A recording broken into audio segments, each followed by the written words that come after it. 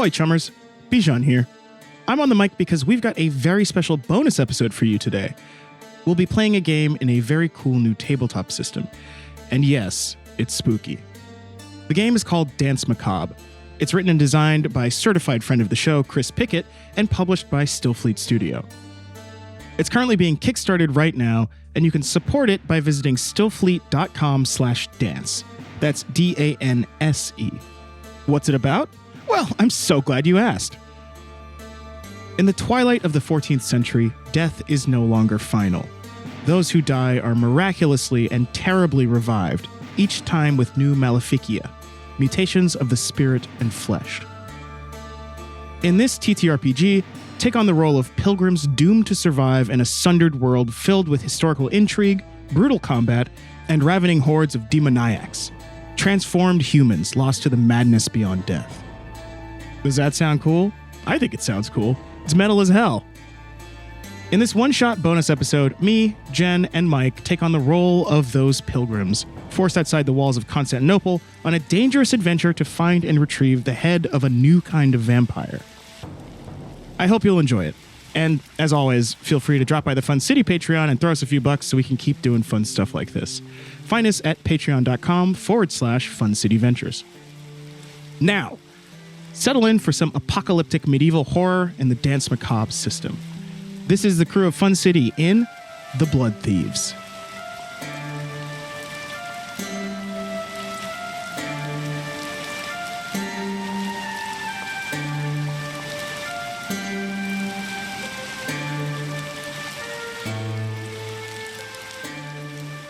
What's up, everyone? We're here with three friends who we really admire. Yes. Chris and I, who often do these streams. We're here with, you'll know them, but three players from Fun City. And we're about to play some Danse Macabre medieval horror role-playing, which is funding right now on Kickstarter. We're trying to get to, the point where we can publish all the things that we have in mind, some little bonuses, some little stretch goals. Yeah, you guys just hit a stretch goal, right? We hit the OST, so the original soundtrack, which is Dungeon Synth that Chris has curated. Yes. And also a chiptunes artist who's really cool, and Will Savino, our buddy, Burrowbound. The best in the biz. He's best in the biz. Really, really chill. That OST is going to be free to stream, and then you can buy the high-res .flac files as an add-on. So if you want to own, the high-res files, support the artist, that money goes to the artist. Yep. Thanks to everyone for watching. But yeah, we're going to get started really soon. Just wanted to say, again, a shout out to our players, Jenn de la Vega, Bijan Steven, and Mike Rugnetta from Fun City and many other amazing projects. Yeah, all over the place. Y'all can do pluggables and stuff at the end and when we introduce you. But we're going to play Danse Macabre Medieval Horror Role-Playing by Christopher Pickett, which is on Kickstarter. Chris right now is going to be chronicling, and I will just be some fucked up little guys you meet along the way. Yeah. Oh, sick. White, are you all the bad boys? I'm mostly, I think, like weird, irrelevant people who live in medieval times. I think Chris is the physics and bad boys. No spoilers. No spoilers. Wait. Are you double DMing Mike Rugnetta? Yeah, we are. The tables have turned. How do you like it now, Mike? I'm gonna get Taylor on the phone right now. Please I don't want to be sued. And I don't want to be we will sued by double Taylor. player, double DM you. Reginald and Reginald's other head. Yeah. Just controlling Reginald's tentacle arm. That's great. Special guest star. No. All right. Well, happy spooky season. Happy Diwali. Let's jump in. Let's do it. 1390, I heard. It is. It is indeed 1390. It is the autumn of 1390 specifically. It's a cold day. Some unseasonable rain is falling over Constantinople. We find ourselves specifically within the halls of Hagia Irene, which is the smaller church, but still a grand Byzantine basilica next to Hagia Sophia. And this is the headquarters of the Canticum Aeternum. This is the organization that all of our players, all of our pilgrims work for, finding quintessent relics, fighting mutant demoniacs out in the wilderness, and basically keeping Constantinople afloat. Within Hagia Irene, we go through the narthex, the entrance, we go through the large nave, we see all of these different scribes and bureaucrats kind of chatting and going about their days, and we zoom down a hallway into the rectory of the building. And within the rectory, we find a small office. Inside of this office, there is a desk that is strewn with parchments and seals. Sitting behind the desk is a stern-looking middle-aged woman wearing the black tunic of a rector, of basically somebody who is in charge of groups of pilgrims, sending them out on missions, on their pilgrimages. Standing next to this woman who is seated at the desk, this rector, is an older-looking man, probably in his 50s. He has a finely kind of waxed mustache, wearing fine silk clothes, and he's standing there somewhat impatiently, but with a charming grin on his face. You would have seen this woman before, being pilgrims. This is Meliki of Aachen. She has been your rector on previous pilgrimages. She's familiar with all of you. It might be the first time that you're working together as pilgrims, but there you have it. She is tapping on her desk, waiting for this other man to speak. But before we get to that, who are these three pilgrims that are standing here in front of the desk, standing here waiting for their mandate, their orders from the Canticum Aeternum? Who do we see?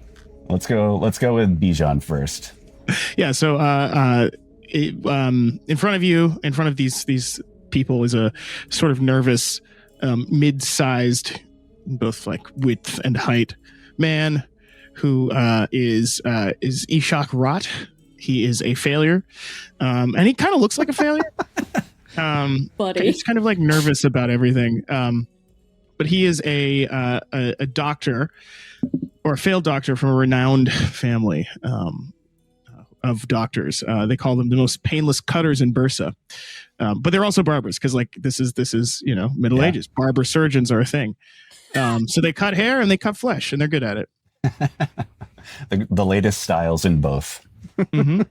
In bone work and hair work. Mike, who are you playing tonight?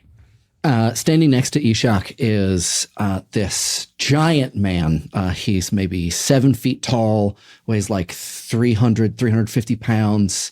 And he looks over and he says, Ishak, you look like you're gonna shake right out of your skin. It's okay, friend. It's okay. And he slaps him on the back slightly too hard. Ishak says, Reginald.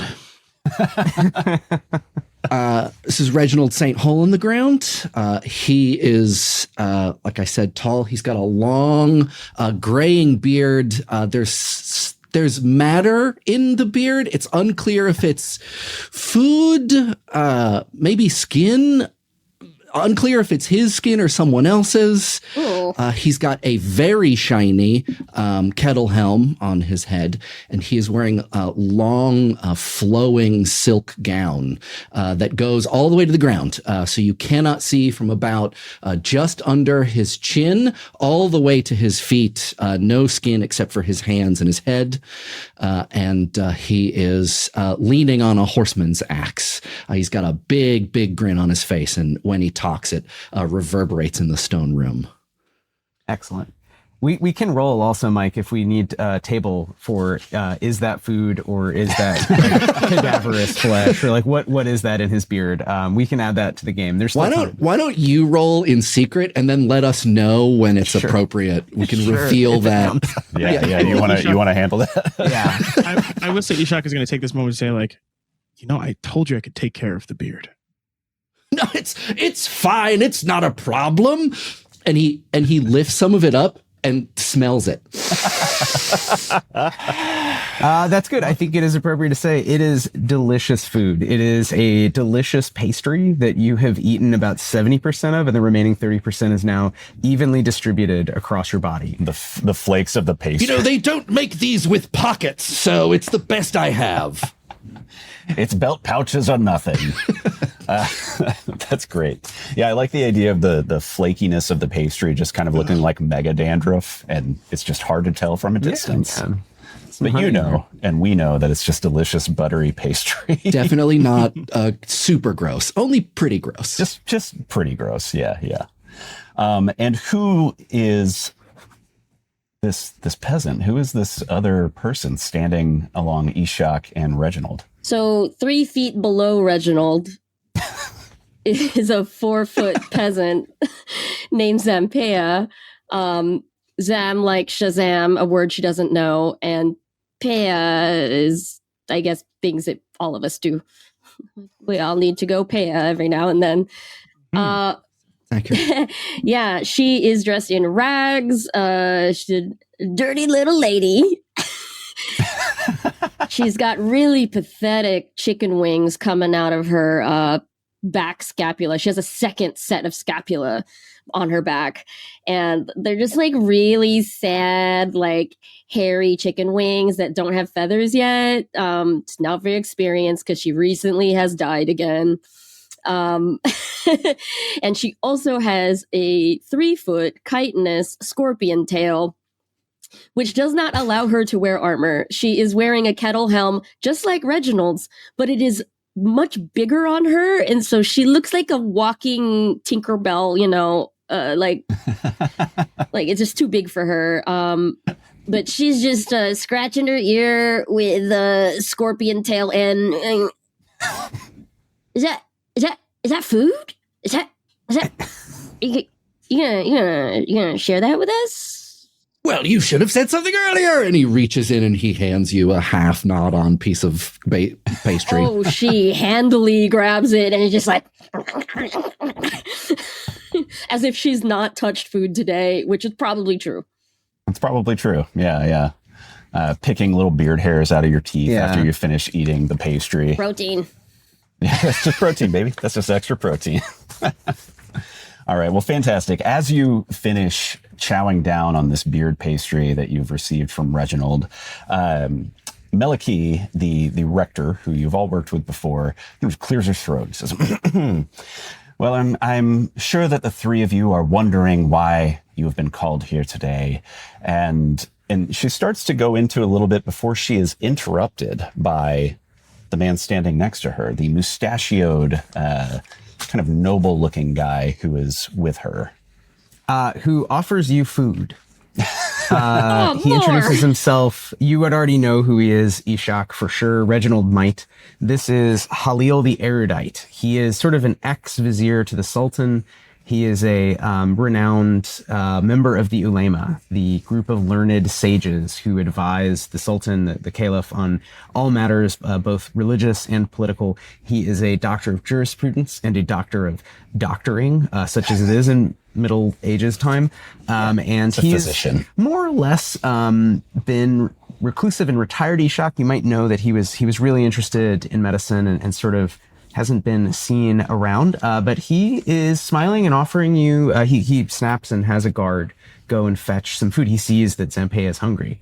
And he sort of gestures at Ishak and Reginald, this is your guide. She shouldn't be hungry. She needs to, have energy for the trip. Yeah, energy for the trip. Wow, you're such a nice guy. Wow. Thank you. I will, if you allow me, just jump into our quest. Is that perfectly fine with the Canticum Aeternum? Meliki solemnly nods without saying anything and allows you to continue on. Well, you've been chosen because this is a matter of medicinal importance. And he's like looking at Ishak, like putting you very much on the spot. Reginald turns to Ishak and goes, "That's you, buddy." Ishak just nods. He's doesn't want to be here. He doesn't really want to be anywhere, but well, you are here now. Halil says that recently there are reports from the city of Iznik, which is a smaller city, but still a city southeast of Constantinople, of mysterious disappearances. So this is across the Sea of Marmara, just a few days travel, and entire families recently have vanished from their homes, leaving at each scene walls and floors splashed with blood. And eyewitnesses have claimed that there is haunting Iznik an ober. He would sort of look at probably Zampea and say, you may know, the Greeks may use the term that the wolves of the north would use, an upir, or I think the Greeks who live further west might call it a vampire. We call it an ober. And we would like you to find this ober. They can appear as normal humans, at least some of the time, and they can cloud the minds of humans. This much, of course, we all know. We believe that we know who the ober is, but we want you to investigate. We want proof. Of course, we're learned men and women, and we would like you to deal with this matter and make sure that we've got the right ober. But I know who this is. I'm fairly erudite. At least that's what they call me. I didn't choose the Silver Hence King. the name. Hence the name. So, if you will allow me, I will just give you a brief description of this person, and we will leave it to you to travel to Iznik, investigate her, and return. There is another matter which I think you should really pay attention to, which is that I would like samples of her work, because I believe her work as an ober, as a demon, is tied to her former work as a sort of pseudo-intellectual, a would-be physician. And he's again looking at Ishak, like, you get me, right? Like, fellow doctor. Ishak just sort of nods. He opens his pouch and pulls out his scalpel, which is actually a lancet, and starts absent-mindedly sort of flinging it around his knuckles like you would do a coin. Nice. Nice. Weird, but nice. Sir, when you say proof, you mean parchment? Well, you mean... More like the head, separated from the body, dependent yes, on of their course, ability. Of course. Yes. Look, we're pretty sure who this is. We think it's the witch, the local witch in Iznik, whose name is Zehmet. And Zehmet is not from the area, of course. She's also a medicalist of sorts, a forager, an herbalist. And she lives alone. And she is known for producing theriac. Theriac is, of course, as you know, the most powerful medicine that anyone has discovered. It involves many, many compounds of 70 or more herbs, as well as the blood of snakes. She makes the best theriac in Western Anatolia. Reginald says, Oh, right. I'm sorry, accepting the rots of Bursa. In any event, she makes some of the best theriac in Western Anatolia. Ishak, you've been brought along because you will be able to help us get a sample of her theriac. Specifically, she's been working on something she's been calling an anti-theriac, which instead of helping restore the flesh of the injured, would take away their maleficia, their corruptions. And he basically looks at Zampeia with a look of real compassion. Like, I'm sorry you're a 4 foot tall, fucked up little chicken guy.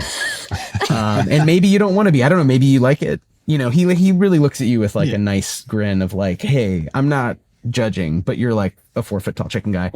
I didn't choose to fall into that barbecue fire. Of course not. Ishak pats her on the shoulder, trying to avoid the tail. Right. So it's very simple. We think Zehmet is the ober. We would like you to confirm this and behead her and stop her from murdering people. And we would like you to steal her snake's blood medicine, the anti-theriac, which should be able to perhaps allow a greater scholar or group of scholars, the ulema here in Constantinople, to develop a cure, perhaps, for the maleficia, the corruptions that come with false death.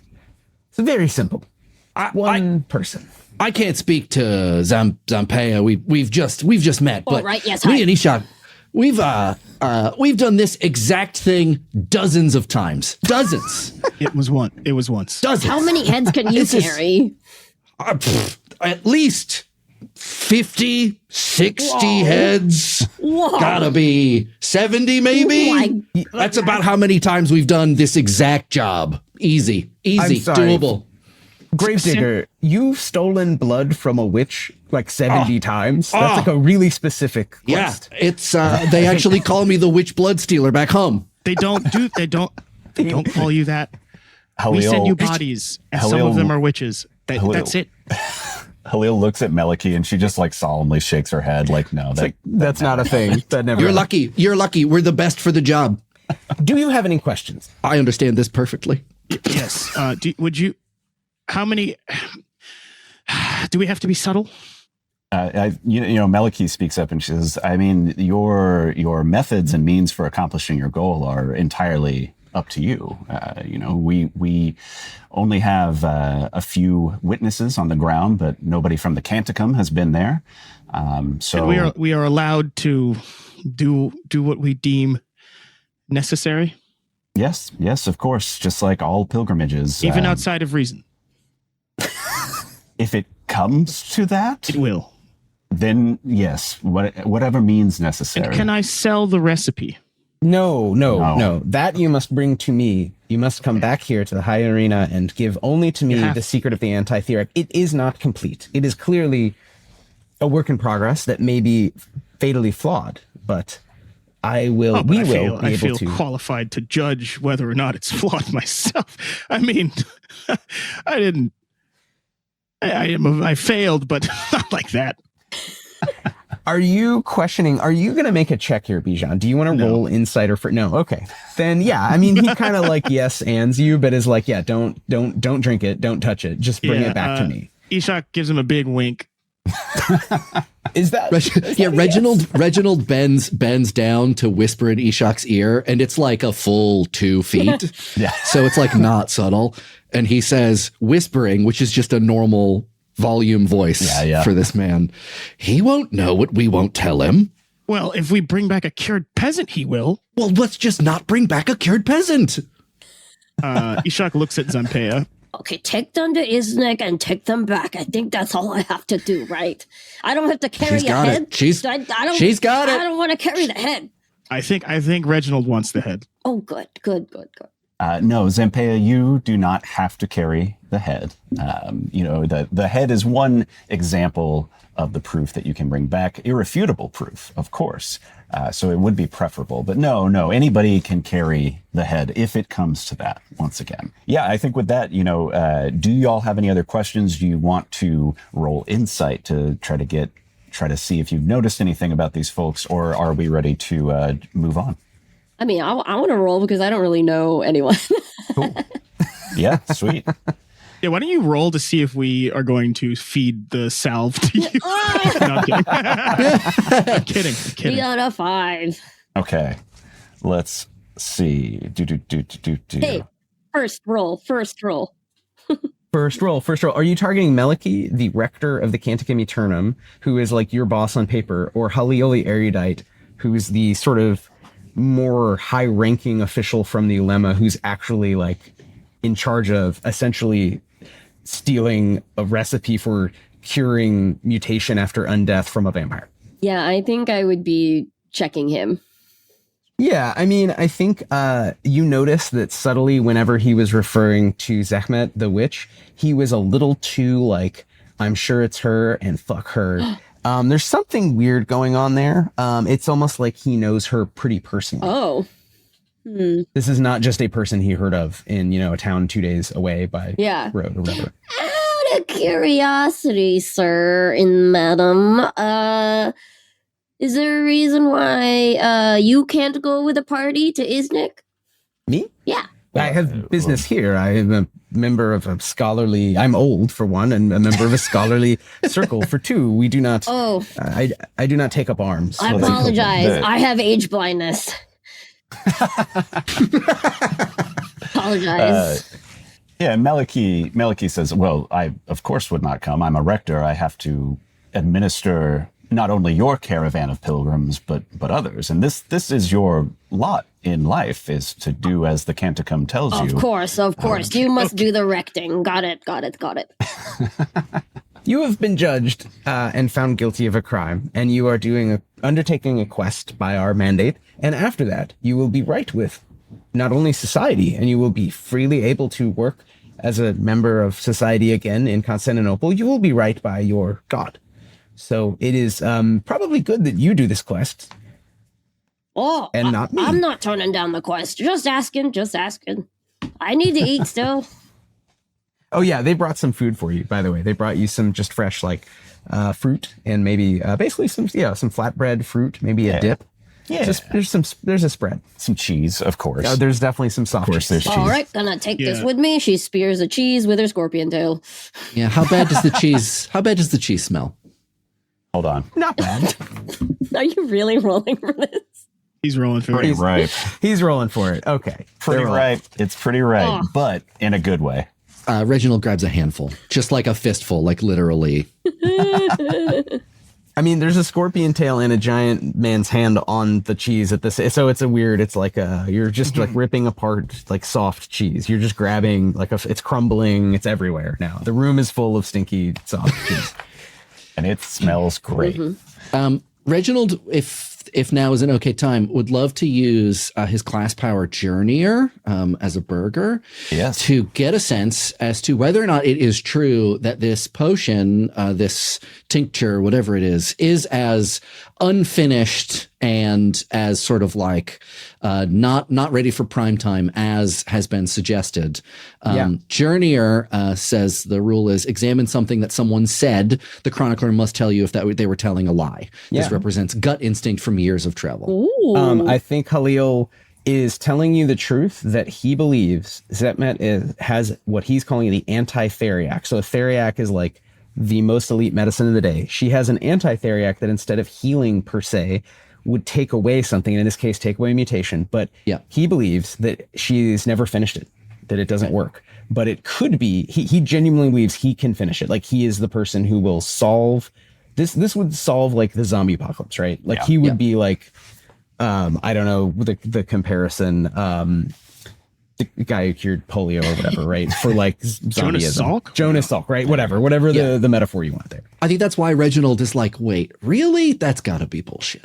Yeah, I mean, it, like many cure-alls, it might be too good to be true. But Halil definitely believes what he is telling you. He's not lying to you about the anti-theriac for sure. Right. Like unrelated to anything that's happening in the room, Reginald just lets out a really loud, interesting. Fantastic. Well, I think with that, Meliki is going to knock on her desk, kind of raps very loudly, and the door to the office is swung open.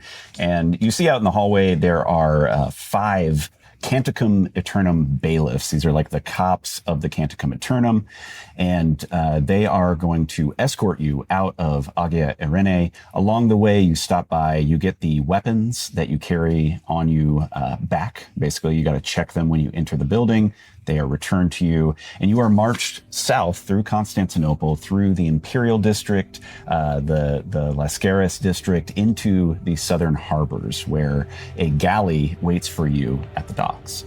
You board the galley, sailing south and east along the Sea of Marmara, and you can see on the graphic there where Iznik is, there's a little bay just to the top. The galley is going to sail and row its way to that bay, and you are dropped off on the shore about a half day's walk north of Iznik.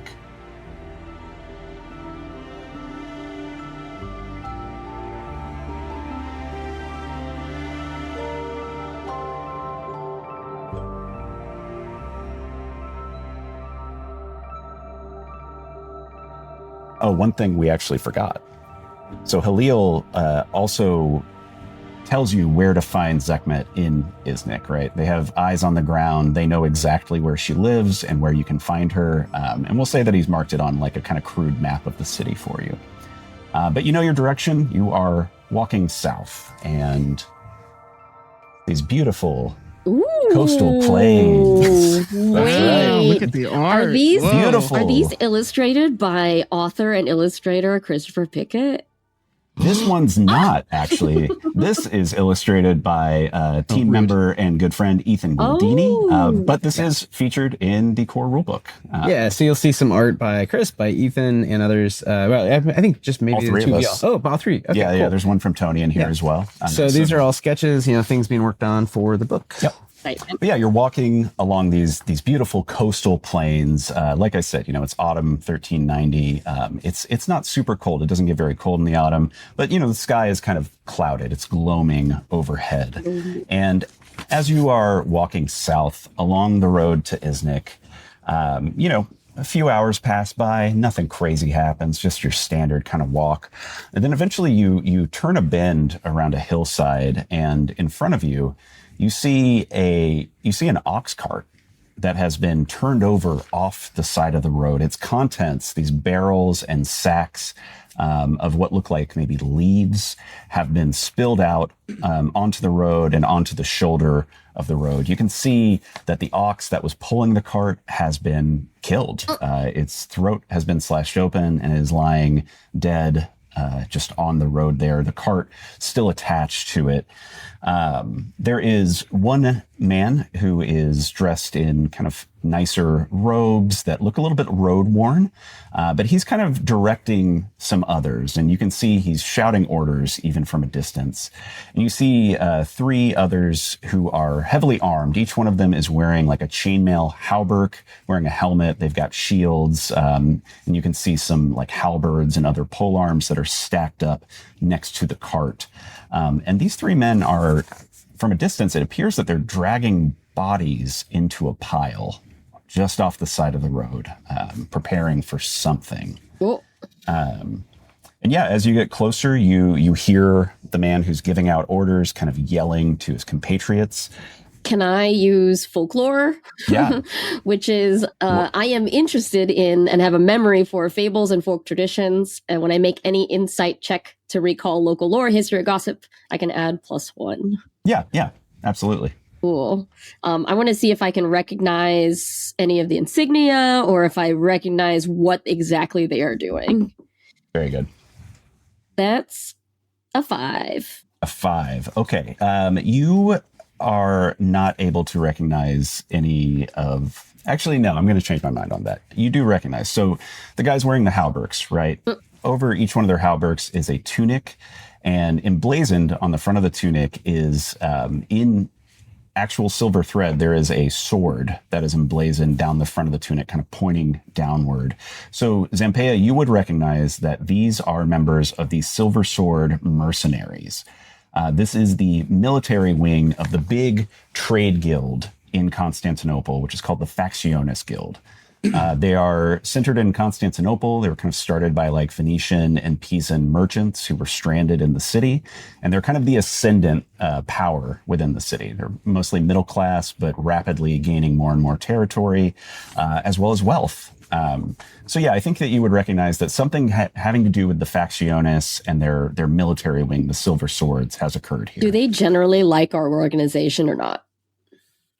They work with the Canticum Aeternum, but there is some political tension. But I think that out on the road, Zampeia would know that like they're not going to like pick a fight with you or anything like that. Oh, mercenaries. I know them. You know them? Oh yeah, I know everybody. This isn't strictly a thing that my character can do, but he is a doctor. Can he tell what the people died from that they're stacking these bodies up? Like, yeah, can I roll for it? You can roll for it. Yeah. That's insight. That's insight. That's insight. Sick. Let's see. 1d6. That is a 6. Let's go. Nice. Very nice. Yeah, I mean, from a distance, Bijan, Ishak is able to tell that these folks didn't die of disease. They didn't die of anything like that. There's blood everywhere. There was a combat. Rolled a 6 to notice the blood that is just Maybe on a 6 covering you this notice hillside. Claw. Well, yeah. On a 6, so there's blood everywhere. But you also notice, yes, on the cart itself, there are these huge, like, rent claw marks that are running down the side of the cart. So I think that, Ishak, you're an experienced person. You would recognize that these folks who were probably traveling either to or from Isnik were attacked by demoniacs. And you can see, I think as you get closer, right, you're kind of observing as you're moving towards it. As you get closer, you do see that the mercenaries are piling up bodies of some other mercenaries, a handful, as well as the bodies of demoniacs into this pile off the side of the road. So Reginald rolled insight to try to see if he knew who these people are, and Reginald rolled a 1. Okay. So yeah, you have no idea. So what Reginald does is he steps forward. He sees Zampeia like paying close attention, like looking at insignias and be like, I know these people, and sees Ishak like, I don't know, like writing notes or like paying careful, close, like looking, taking in the scene. And he just steps forward and he shouts, "Hail and well met, peacekeepers! What misfortune has befallen these poor travelers?" And he is just like walking, just barreling through, gonna get real close unless someone stops him. I don't think that anybody would stop you, but definitely everybody is on high alert. Yeah. Right. Like each one of these mercenary guards that are with this cart immediately at the sound of your voice turn around and start freaking out. Don't worry, it's Reginald Saint Hole in the Ground of the 4th Regio Hole in the Grounds. You will have heard of us. You realize as you're approaching, the merchant who's directing the mercenaries is muttering, kind of commanding, but in a way that's a little sheepish. Things like, "Don't put the mint with the burdock, my guy," and is as you interrupt his thoughts that aren't really being heard by the mercenaries who are just mixing all the various, just what looks to you like trash, just like leaves together in sacks. And this merchant is very annoyed at the sort of like everything is discombobulated. He jumps up and is like, who are you? Oh, this is not helping. You are so not helping. Sorry, sir. He gets excited when he sees bodies. I beg to differ. We can be of great help in this scenario. Who gets excited when you see bodies? That's a weird thing to say. It's right. He's like looking at the mercenaries. Yeah, boss. That's a weird thing to say. I don't know. Boss. Reginald is looking very intently at all of the bodies. This is my friend Reginald. He comes from a long, maybe too long line of grave diggers. I would say maybe about 7 feet by 4. Well, I mean, would you like to bury them all together or separate plots? Why are you taking on more work? Why we already have a job to do? Why are you trying to do more work? Mike, are you trying to charm the merchant? Would you like to roll fervor to charm? Sure. Yeah. Let's do that. I'm good at that. So. Yeah, okay. I'm going to roll insight to see what this hapless merchant thinks about you. Let him put the bodies in the hole. God. I rolled a 7. Great. Pretty good. I rolled a 4. So the merchant immediately just views you, Reginald St. Hole in the Ground, and without knowing your name, and you don't know his, as like the most useful person. He's like, finally, someone who gets it. This guy gets it, right? What we need to do is do a big ass hole, right? And then we could do the thing, and then they won't come back. We have at most a few minutes. We got maybe a half hour, boss. Can you help us do a big old hole? Precisely the issue that the Hole in the Grounds have been addressing for generations. Am I understanding his Greek Turkic patois correctly? Did you say your name is Hole in the Ground? That's very convenient. It's like your name is the thing that you do that I need. Where I come from, it's called an aptonym. Aptonym. I'm Tursun bin Yusuf. I'm a merchant. I'm obviously I have all these medicinal herbs, but now they're all mixed together, so pretty useless. But the more important thing is I really need you to get these bodies. They might, they're gonna, how it is. They're gonna come back. So we need to take care of that. He pulls a spade out from the leather belt around his large frame and gets to work digging, and it is hilariously small amounts of work every single time he does it. So as you're digging, is anyone else going to do anything in terms of, talking, inspecting bodies, blah, blah, blah, blah, blah? Yeah. Ishak is going to talk to the merchant about his herbs. You said herbs? Yes. Tursun bin Yusuf. You've probably heard of bin Yusuf imports. Right. Wait, you're one of the rats, right? Are you? Yeah. I'm sorry. I think I know your father, your brother, father. Both of them? Yeah, both of them. Yeah, they're in Bursa. Right, in Bursa, yeah. No, I'm in Constantinople. I was just in Iznik and going back. I go back and forth. That's essentially what I do. There's a lot of good. I mean, there's stuff further south, Lebanon. We have a presence in Constantinople. That's the brother. That's the whole. That's like what? Right? You're we the don't presence. need to talk about it. Oh no, I'm very curious. I want to know all about your. He just wants. He likes that there's a big man digging a hole he was going to have to help dig, and now I rolled for it, and actually he did do a good job. So the hole is coming along. The hole's coming right along. Yeah, it's a beautiful hole. It's a beautiful grave. You said you mixed up your herbs. I think I might be able to help with that. Oh, great! If you could just help. Yeah, it's such a shame. Well. The one thing I would ask for just a few of them, just as a sort of. You could buy them if you. I have some things that were prepared. Actually, in Iznik, there's a really good preparer of salves and theriacs and poultices and whatnot. We make our own. I'm sorry, Brad. Of course, I know who I'm speaking to. You must be really good at your job and not, he's looking at the brand on your neck. This guy talking about Zehmet? Yes, actually. Yes, I am. Thank you, large man, Sir Hole in the Ground. Yeah. No problem. I'll give you a deal. Would you like to buy poultices, elixirs? I have even a theriac. I think I have one theriac. He holds up a small glass vial that's sealed with wax, made by Zehmet herself. This one will work. This will do you right. None of you seem. Are you harmed? Were you hurt? Were you hurt by the things? No. I just wanted to help you separate your herbs and maybe make a little salve out of them. I just look like this. Oh, I'm sorry. I mean, nice to meet you, but this is Zampea. she looks like this. Yeah. She's this way. Do you trust this Zehmet? You roll. Actually, you don't have to roll anything. Yes, I like Zehmet. She's lovely. Yeah. Do you know where she is? She's in Iznik. She's where she lives in Iznik. Oh, we're looking for her. We heard about the Theriac and the other stuff she's been working on. We're big fans. We want to see it. We want to meet her. We want to meet the great woman herself. Get it straight from the source. And that is going to be a charm roll. Yes. Great. Roll fervor. Yeah, go for it. Okay, so this is your standard starter hole, which I think should cover you for about how many bodies did you say you had? One of the mercenaries goes, well, with these demoniacs, looks like 8. Oh, well, that's gonna cost extra. Oh, I see. Oh, this is a money thing. You didn't mention the money thing. Now I feel like I No, owe you you. don't. You don't You. up front. That's the point. You do the work, and then I demand the money. It That's seems kind like maybe of the reverse of how our economy is developing in the Mediterranean. It doesn't, it doesn't matter. He's tied his silk tunic up slightly, and you can see he's got 2 huge goat hooves instead of legs, instead of feet.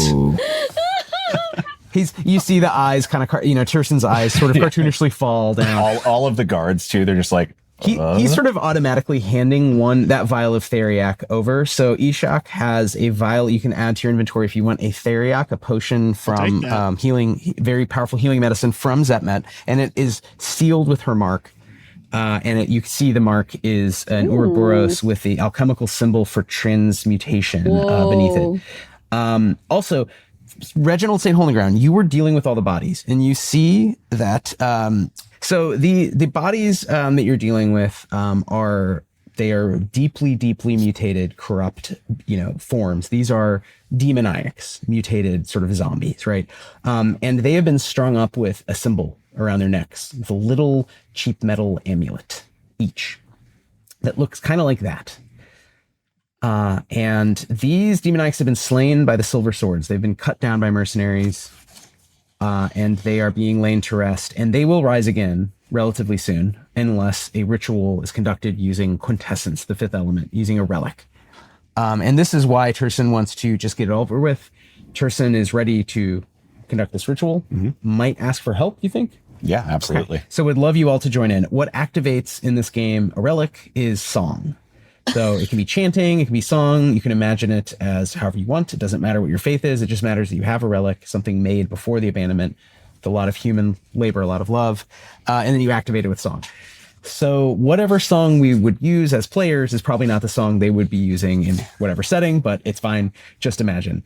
I think he'd now ask for your help. So you learn these facts. This is all kind of, you're realizing this as he's like getting ready to like lay these people to rest so they don't come back and just start attacking again. Does anyone want to start? I don't know if you're particularly good at, he's looking at Ishak. No. Hi, why don't you start? My throat. Well, okay. I guess I can like. Oh, is your throat? Do you need a poultice? I can. Maybe a quick surgery. Or a lozenge. Can everyone roll fervor, and we'll see how many successes we get on singing a song. And would a player like to choose a song? We can all do a couple. I will choose one. Yeah, great, excellent. I rolled a nat 1. A 7. A 7. 7. All right, I think that 7 would carry us. The 7 sure. carries, yeah. But I don't know. Does Ishak also sing, or do you refuse? I think he hums. He's gonna half. He's half-assing it. He like hums off key. Reginald does a genuflection that is definitely the wrong one to do in this scenario. Like he does something that is maybe slightly offensive. And he bows his head and he goes, "Want to put my tender heart in a blender. Watch it spin round. Glows. The coin in Tersen's hand glows. Keep singing. In a beautiful oblivion." And as he puts the coin out, the glow intensifies with each note, however off key, all thanks to Zampea, who is hitting every the note. right key. Yeah. Yeah. It sounds lovely, Mike, when you do it, but your character, It sounds horrible. It's bad. Yeah, it's bad. It's just way too loud. yeah. yeah, it's a weird cover, right? That like is just like, it doth not slap. So with Zampea's help, the coin is activated and the demoniacs are stabbed again by the silver swords, and they will not return with more mutations to attack again. At this point, it's kind of chill. The mercenaries, I think, in Turson are going to be on their way with your help, and they've given you a theriac, which is fairly valuable for digging a hole. But players, do you want to ask questions, do more inspecting? I think I would like to ask them again if they know where Zehmet lives, like where, to save us the trouble of having to go look ourselves. You keep asking. I mean, she has a house where she works. I mean, her workshop, her house.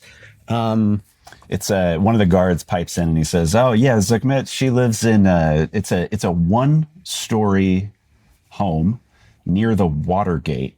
And that's not a Nixon joke. That's literally just what it was called. The Watergate in Western Iznik. It's hard to miss. That same mark that is on her theriac. She has it above the door. That's how you know. That's her merchant's mark. So you can't miss it. The house is painted bright red. It's the only one on the block. Easy to find. Oh, I know where that is. I know exactly where that is. You do? Yeah, somebody owes me money next door. Oh, we can do both. Great. Yeah, that's perfect. But yeah, so you would know. And again, Halil did mark a little map up for you, so you can see this is Iznik. You will be entering the city from the north, from the Constantinople gate, making your way south, and you know exactly where Zehmet's home is located, just to the west near the Lake of Nicaea. But yeah, I think they would offer that information up freely. Anything else from the guards or from Turson? We learn what about the snake, the Ouroboros? I don't think you two connected that. Yeah, that guy. So, You each saw it separately. Not that. Yeah, so this is Zampea's merchant's mark, as we've Not established. Zempea. Oh, fuck, I keep doing the Zehmet, sorry. I'm Zempea. Zehmet's. I know. The Z's, man. It's the Z's. Anyway, so Mike, as Reginald was helping move the bodies of these demoniacs, and, I should say each one of them has this like pale, horribly pale, bloodless kind of skin. All of their mouths are coated in like thick, dried blood, dark, thick, kind of like, like as if blood was running down out of their mouths. And all over their bodies, each one of them has these smaller kind of bestial mouths that just kind of like appear randomly, almost as like they were sores coming out of their skin. As Reginald is digging the hole and putting these bodies in it, he is saying out loud, very loudly and confidently, that he's seen worse in such a way that lets you know he definitely hasn't.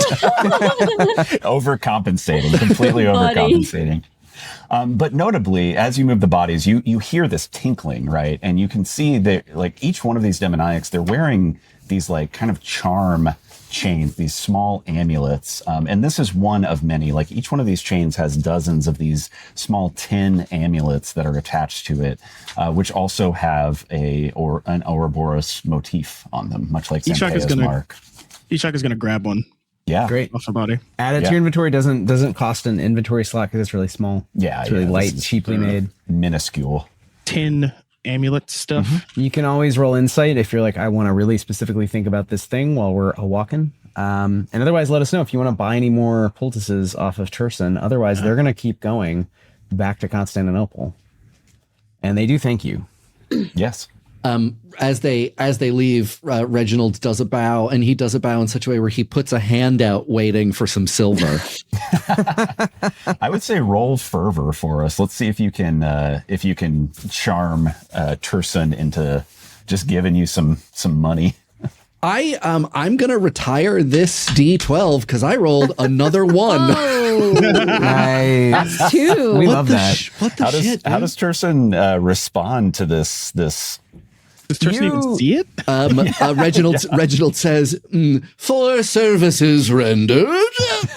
Turson is already walking away, hauling sacks. Like there's a sack of mint in his face, like kind of blocking, like he can't even see you. The silver swords, however, draw their, like the swords are half out of their hilts. These are hardened mercenaries employed by merchants to travel between the cities of Anatolia and the rump states of the Byzantines into the Mediterranean. And they are not fucking around. You got paid a theriac. One dose of theriac is worth a lot of money. And if you try to get more money from them, they are going to attack you. If the blade is made of silver, I will accept it as payment forthwith. You know, one of the mercenaries looks at you and he like kind of unsheathes his sword a little bit. He's like, "No, that's steel, buddy."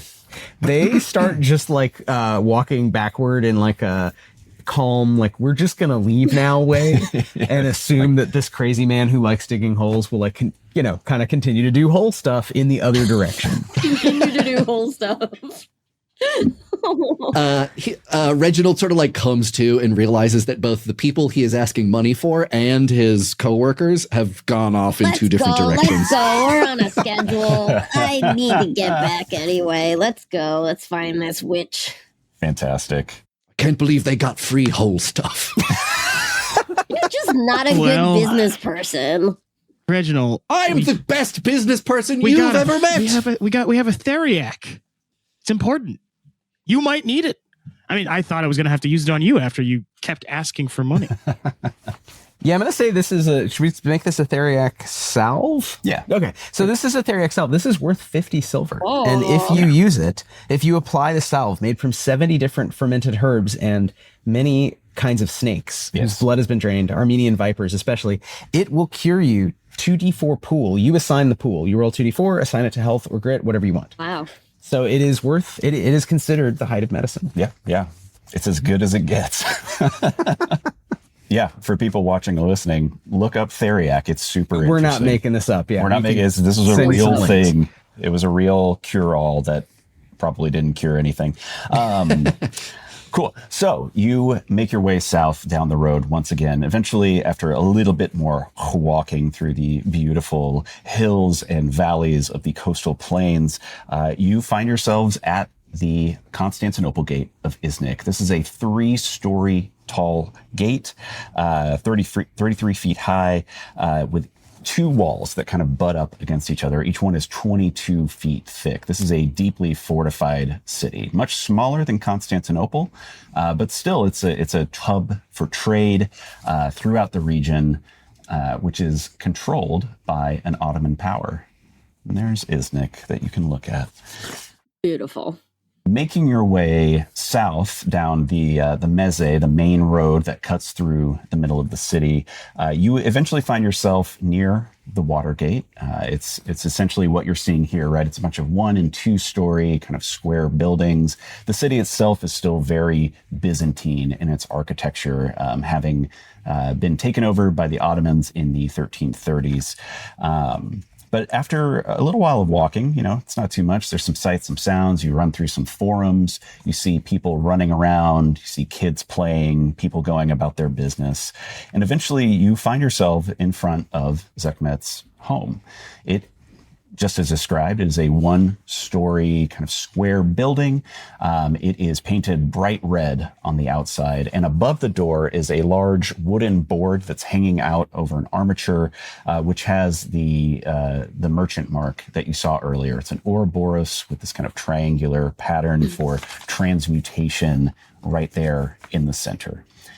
Standing out on the street, you see that it's probably like late day at this point, but you can see the windows are shuttered, the door is closed, and there doesn't seem to be any sound coming from inside of the building. I told you I knew where it was. Yes, Zampeia, you did. Thank you. Done my job. Yeah, Zampeia, you navigate Iznik with just deft precision. You're like, all right, we need to take a left here. We need to go right here. That's where Robbie lives. That guy owes me money. We'll come back for that later. That guy owes me money.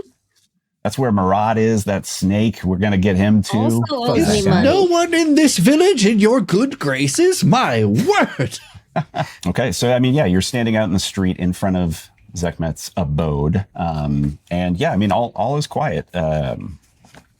So team, The sun's going down. We haven't eaten anything. Why don't we go find some lodging and maybe do this tomorrow? Oh, yeah. I ran out of cheese. You can see Ishak sweating. He's like very disturbed now that he's in front of the goal. Ishak, surely you are jest. This must be a joke. We've come all this way, and here we are. And we can take a few more hours to make sure, do some reconnaissance. To make sure what this winged barbecue disaster has told us this is exactly the right place to be. Fine. Like the word fine is not done coming out of Ishak's mouth, and Reginald is banging on the door with a full fist. That's great. So Reginald, as you wrap up with Ishak and you start banging on the door, that first bang is all it takes. The door just swings wide open. Oh. It was unlocked, unbarred in any way, shape, or form, and your fist hitting the wood just makes it fly open. It hits with slam against the interior wall as it opens inward. Well, youth before beauty, and he pushes Ishak slightly forward in front of him. How now? Ishak has dug in his heels. I don't think those doors are supposed to do that. You can make a contested vitality check between the two of you to see if you can shove Ishak in. Also, Ishak, roll insight as a passive, like as a free action, as you're resisting, as your Bartleby the Scrivener-ing your job here. That is a 3. Okay. 3 on insight or 3 on vitality? 3 on insight. Let me roll vitality. You're too nervous. You're not looking inside at all. You're just worried about getting shoved into a dark building. And that is a 1 on the vitality check. Okay, yeah. Reginald is quite large. And Zempea is also pushing from the outside because she's very impatient. Reginald rolled a 7 vitality. Okay, and then so with Zempea's help, with the aid from that, you will gain +1. So you roll an 8 versus Ishak's 1. Our first teamwork test is the team fighting against each other. Ishak, you go flying into the center of this room. You land in the middle of the floor, a thud, dust rises up around you. But looking up, you notice that you're not the only thing on the floor. Also on the floor, there's a work table that has been turned over. It's fairly dark in here, but you can see that this room has been destroyed. It's completely turned over. There's alchemical and, apothecary kind of tools and gear, vials and flasks that have been thrown around, broken on the ground. There are scraps of parchment all over the floor. Some of them have been ripped apart. Getting up, you see that, this entire kind of front area of the house is a workshop / kind of sales floor. And like I said, it's been completely turned upside down. Ishak is going to look around for a lamp. Okay. Reginald sparks a torch as soon as we step foot inside. Yeah, there's still light coming in as the sun's setting over the Lake of Nicaea to the west. So there's still some rays of sun, and there's embers in the hearth. So usually people would have this is like a kitchen and workshop and sales place, right? So there's a few embers. But yes, lighting a torch would help as night falls to ward off the dark. Anyone here, you can now roll insight if you're searching around. Yeah. You have a torch lit. I got a 3. Oh. Let me roll again. And remember, too, you can always, just like in other grit system games, you can burn grit for rolls. That is a 6. Oh, nice. I got a 1. Nice. Okay. I'm just going to indiscriminately yell, Zach, Matt. So, you're yelling. I think, Reginald, it's like you're kind of kicking stuff around, but you're not really looking. Whereas Ishak, you're being perceptive. You're being erudite in your pursuit. Yeah. So what stuff is it? What kind of vials have been knocked over? Like, what's it like? Does it look expensive? Is it like decades worth of work that's been overturned? Is it like? Yeah, you specifically would be able to recognize most of the stuff. This is extremely expensive equipment for the time and for the place, right? Like we're talking about like very finely kind of crafted glass, not just like, clay or anything like that. Like these are very, very fine crafted items that have just been destroyed for sure. There's also mortars and pestles. Yeah. And there's various dried things, including like dried fish. There's things for like making stock of soups, which would still be, again, medicinal, help someone feel good, make a nice soup. There's also all of the components for theriac, which again it's like biopharmaceuticals today, right? Like this is like 70 herbs and spices, some of which probably did something. We don't really know, but this is, this cure-all. And there's also snakes, which are hard. It's hard to get poisonous snakes IRL today. It was also really hard in medieval times to go trap and keep alive poisonous snakes. Yep. So dried snake flesh, snake venom, snake blood. A lot of this stuff is broken and on the ground. And do you want me to mention some of this, or do you want to? I was going to. Yeah, go for it. So Ishak, there's a couple of specific things that you find. The first being that, you were on the ground, you kind of get up, you saw these scraps of parchment that were there, and maybe something about it, maybe you catch a word, something catches your attention. These are written in Perso-Arabic, and you find these 3 scraps of parchment among the ruins of the workshop, and if you put them together, they actually complete a full page. The document details Zehmet's attempts at creating a more potent and effective theriac, the anti-theriac, one which can even heal maleficia, reverse the curse of undeath. But each attempt has failed. There's a footnote written at the bottom in a more personal tone that expresses her frustration with the project and her resolve to just leave it and move on to greener pastures. Also looking around the workshop, you can tell that like the parchment on the ground, the herbs that are scattered around, the broken furniture, they all tell a story. There was a struggle here very recently. You can clearly see that there is a trail of destruction that leads to an open back door at the very back, kind of in a dark corner of this workshop. The trail, just basically leads you out. If you follow that out of the door, you can see that it takes you to an alleyway where you can find kind of uneven tracks in the mud of the alleyway that leads away to the west. And I should mention, too, there is another door that is unopened that leads to an adjacent room as well. Yeah, I think, Ishak's going to be like, he's going to hold the reasonable paper out to Zampe and be like, take this, put this away. It's important. Yeah, we need sure, that. sure, boss. Yeah. Yeah, that's right. Yeah, do that. Yeah, call me boss. Yeah. He's a failure being called boss. He's sweating so hard still. And he's going to be like, I think there was a struggle. These ingredients.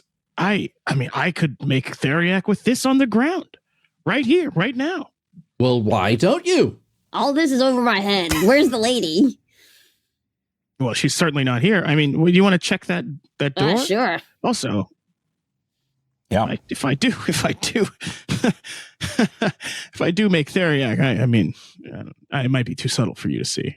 It would also take several days to prepare. Apparently, it takes 1 hour, according to your rule book. There you go. There you got it. Well, fuck me. Oh, yes. I did take the power that lets you make theriac. Hell yeah. Let's go. Great. It will take you 1 hour to prepare. Are you sure you want to spend a little bit of time? I think he's going to take the ingredients that he likes for theriac. I'm just gonna file them under theriac ingredients, sure, and maybe give them to Zampe. Yeah, we might need these later. Yeah. You hear the clinking, and she's stuffing them into her rag pockets because it's made out of several jackets, so there's many pockets. Nice. Yeah. And he's like, my jacket is my coat is far too nice for those dirty ingredients. And she goes over to that other door and just opens it with no fear or worry whatsoever. Okay, great. Yeah, opening up the door, you can see that this is the bedroom. This is an adjoining bedroom. And this room has not been turned over like the workshop was. There is just a bed, a small writing desk. There's like a wash stand, none of which has really been touched. But looking at the bed, you can see that it is unmade in a way that suggests that somebody got out of it very hastily. Wow, this is so nice. It's nicer than an inn. It's nicer than my shack. Oh, you have a shack? Of course I live in a shack. Yeah. Good for you. Oh, you all should come visit me at the castle someday. It's beautiful. It's 60 rooms on a hilltop, And he's just describing the castle that he lives in as he wanders around this small house. These rich guys. Yeah, Zampea would be lucky to have like a room in a tenement building back in Constantinople. 4 walls? Oh. Luxury. 15 valets and 5 square meals a day. It's beautiful. It's beautiful. Don't ask. They're people. There's no one over here. Yeah, there's nobody in the room, but... Well, there's a bed, there's a little desk, and you do hear little sounds from beneath the bed. Very soft. Scratch. Reginald has wants to roll insight in this room as he sticks his head in, and he rolled a 6. Great. On a 6, you bend down and you see underneath the bed, backed all the way up against the wall, its eyes shining, is a small, terrified, aging cat. Well, hello. Psst, psst, Also, you would see that on the desk, on a 6, there's a bunch of papers that look important. So you should probably go look at those. I don't know if your character can read, but we know Ishak can. Reginald looks up. He's like, I'm dealing with something very important here. It looks like there are some documents to look at. Oh, I cannot read. Come here, puss. This is all over my head. Documents? Animal handling is a Documents. fervor check. If you want to acquire the cat, you need to get a 6+ on a fervor check He could and not probably get a do that. 1. If you get a 1, it definitely attacks you. It's terrified. First combat of the game. First combat of the game. House cat. Take us into initiative. Yeah, right. I'm gonna roll too. this. As Vex said, oddly shaped D1 that I have. Oh, I rolled a 10. Hey. The cat loves you. You don't know what she called this cat, but this is your cat now. It doesn't. The cat is just hanging out with Reginald. Loves the smell of cadavers and soil. It smells some of the pastry in your beard. It comes up and starts licking pastry out of your beard. Which makes sense, knowing cats. Yeah, it just wants to hang out near the like weirdest, cruelest person. So it's just hanging out with Reginald. Yeah. Reginald is so wide and tall and broad that the cat can basically just easily walk back and forth across his shoulders. Oh, yeah. As he sort of stoops in this Love little that. house, and he says, I'd like to introduce you to Martha. Martha. That's not okay. Is now. Martha gets to live in the castle now. Reginald, you really should take Zampea with Wow. This cat has you a need to hire- better you need to hire life her. than me. We've got plenty of room. Ishak's gonna go over to the desk and look at the Who papers. read Great, the great. documents? So there's I a can't running read. diary. How long do you want to spend reading this diary? How do you skim through it? Do you read it in depth? I will still call it skim, like a focused skim. Sure. Focus skim. Yeah, I like that. It starts with okay, I guess I'll try this shit again. It real weird summary of moments from different cities across Eastern Anatolia and to the south, all the way back to Mosul and childhood. It mentions religious terms you don't know. That you could make an insight check, I guess, how much you know about this religion, but it is not Islam, which you would have thought, sort of based on name and this area. It is a 4 on an insight check. Some you just say heresy, but like you may or may not have deep feelings about that.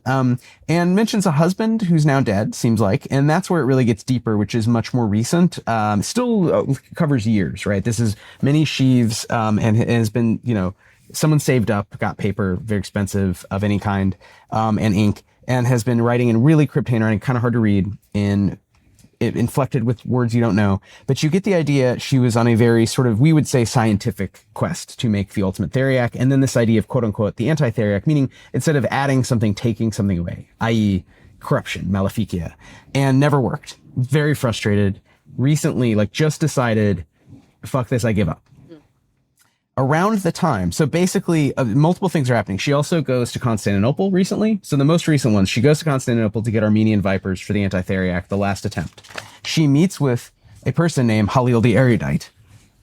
And Ding, ding, ding. basically it says, this guy more or less proposes marriage. What? And she turns him down.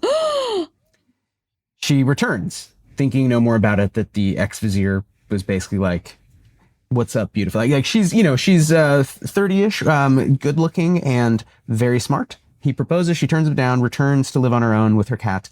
And she also has taken on recently an apprentice around the same time whose brother was unwell, younger brother. So her apprentice, his name is Mercel bin Ilias, and he's a local of Iznik, unlike her. And they were making great strides together toward the anti-theriac, and she has given up. So the diary ends with a couple of things. She has definitively turned down Halil, who sent numerous follow-ups like, hey, did you not understand I am very rich? Hey, did you not understand I am very rich and looking like I'm old, getting old, like this is, you got to do this now. And also Mercel, something is weird with Mercel and the brother. And it seems like she just stops taking the diary when she gives up the project of the anti-theriac. And this was all fairly recent. Yeah. So Ishak knows all of this. Ishak but, relays exactly what you just told all of us. What's it say? Now you know. Oh. Ishak transmits the information effectively, efficiently. Oh, that's weird. Yeah, it's weird. Why So I would we think come here? You know, I think Halil. I don't think Halil is telling the truth about this I vampire. don't think Men so either. in love will do the strangest things. And he's just feeding bits of croissant to this cat that's riding him. Don't think the butter is good for them.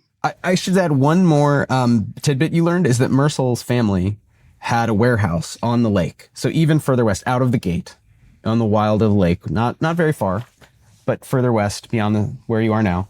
And that, you know, it ends with sort of a three-way sort of dispute where both Mercel and Halil believe in the project of the anti-theriac and the cure of false death. And she does not. She doesn't believe it's possible. So it seems like she's rejected Halil and kind of fired her one student assistant.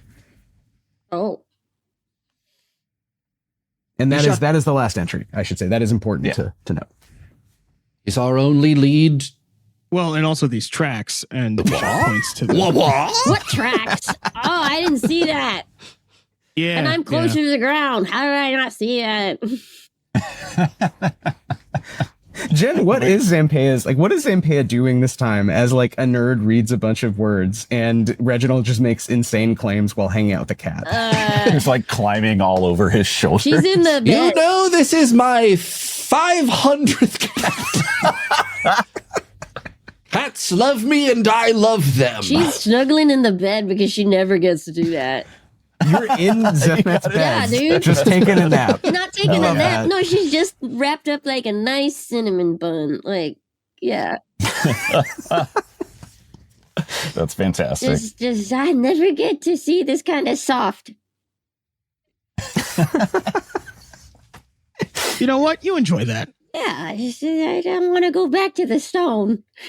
But yeah, so you do have the lead of the warehouse that's mentioned in the diary of Zehmet, and then these tracks that are leading out of the back door into this kind of back alley behind the house.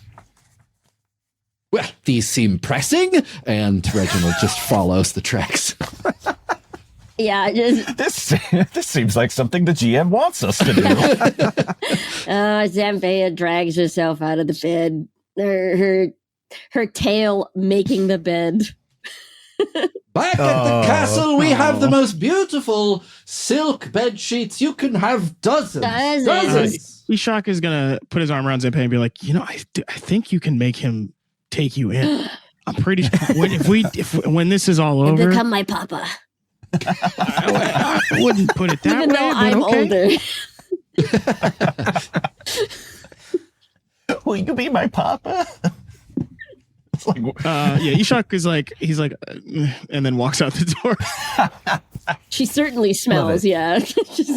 Night has fully fallen on Iznik. Yeah. People are indoors drinking and eating, and smoke rises from the hearths. mm-hmm. And you are walking down a dark alley, a cat trotting after you, talking about one day having a bed for Zampea. As you follow these tracks down the alley, they turn around a few corners, but they're generally heading westward towards the wall. And eventually you reach this western wall near the water gate. And the tracks don't go to the gate itself. They cut off a little bit to the south where they terminate at a bush.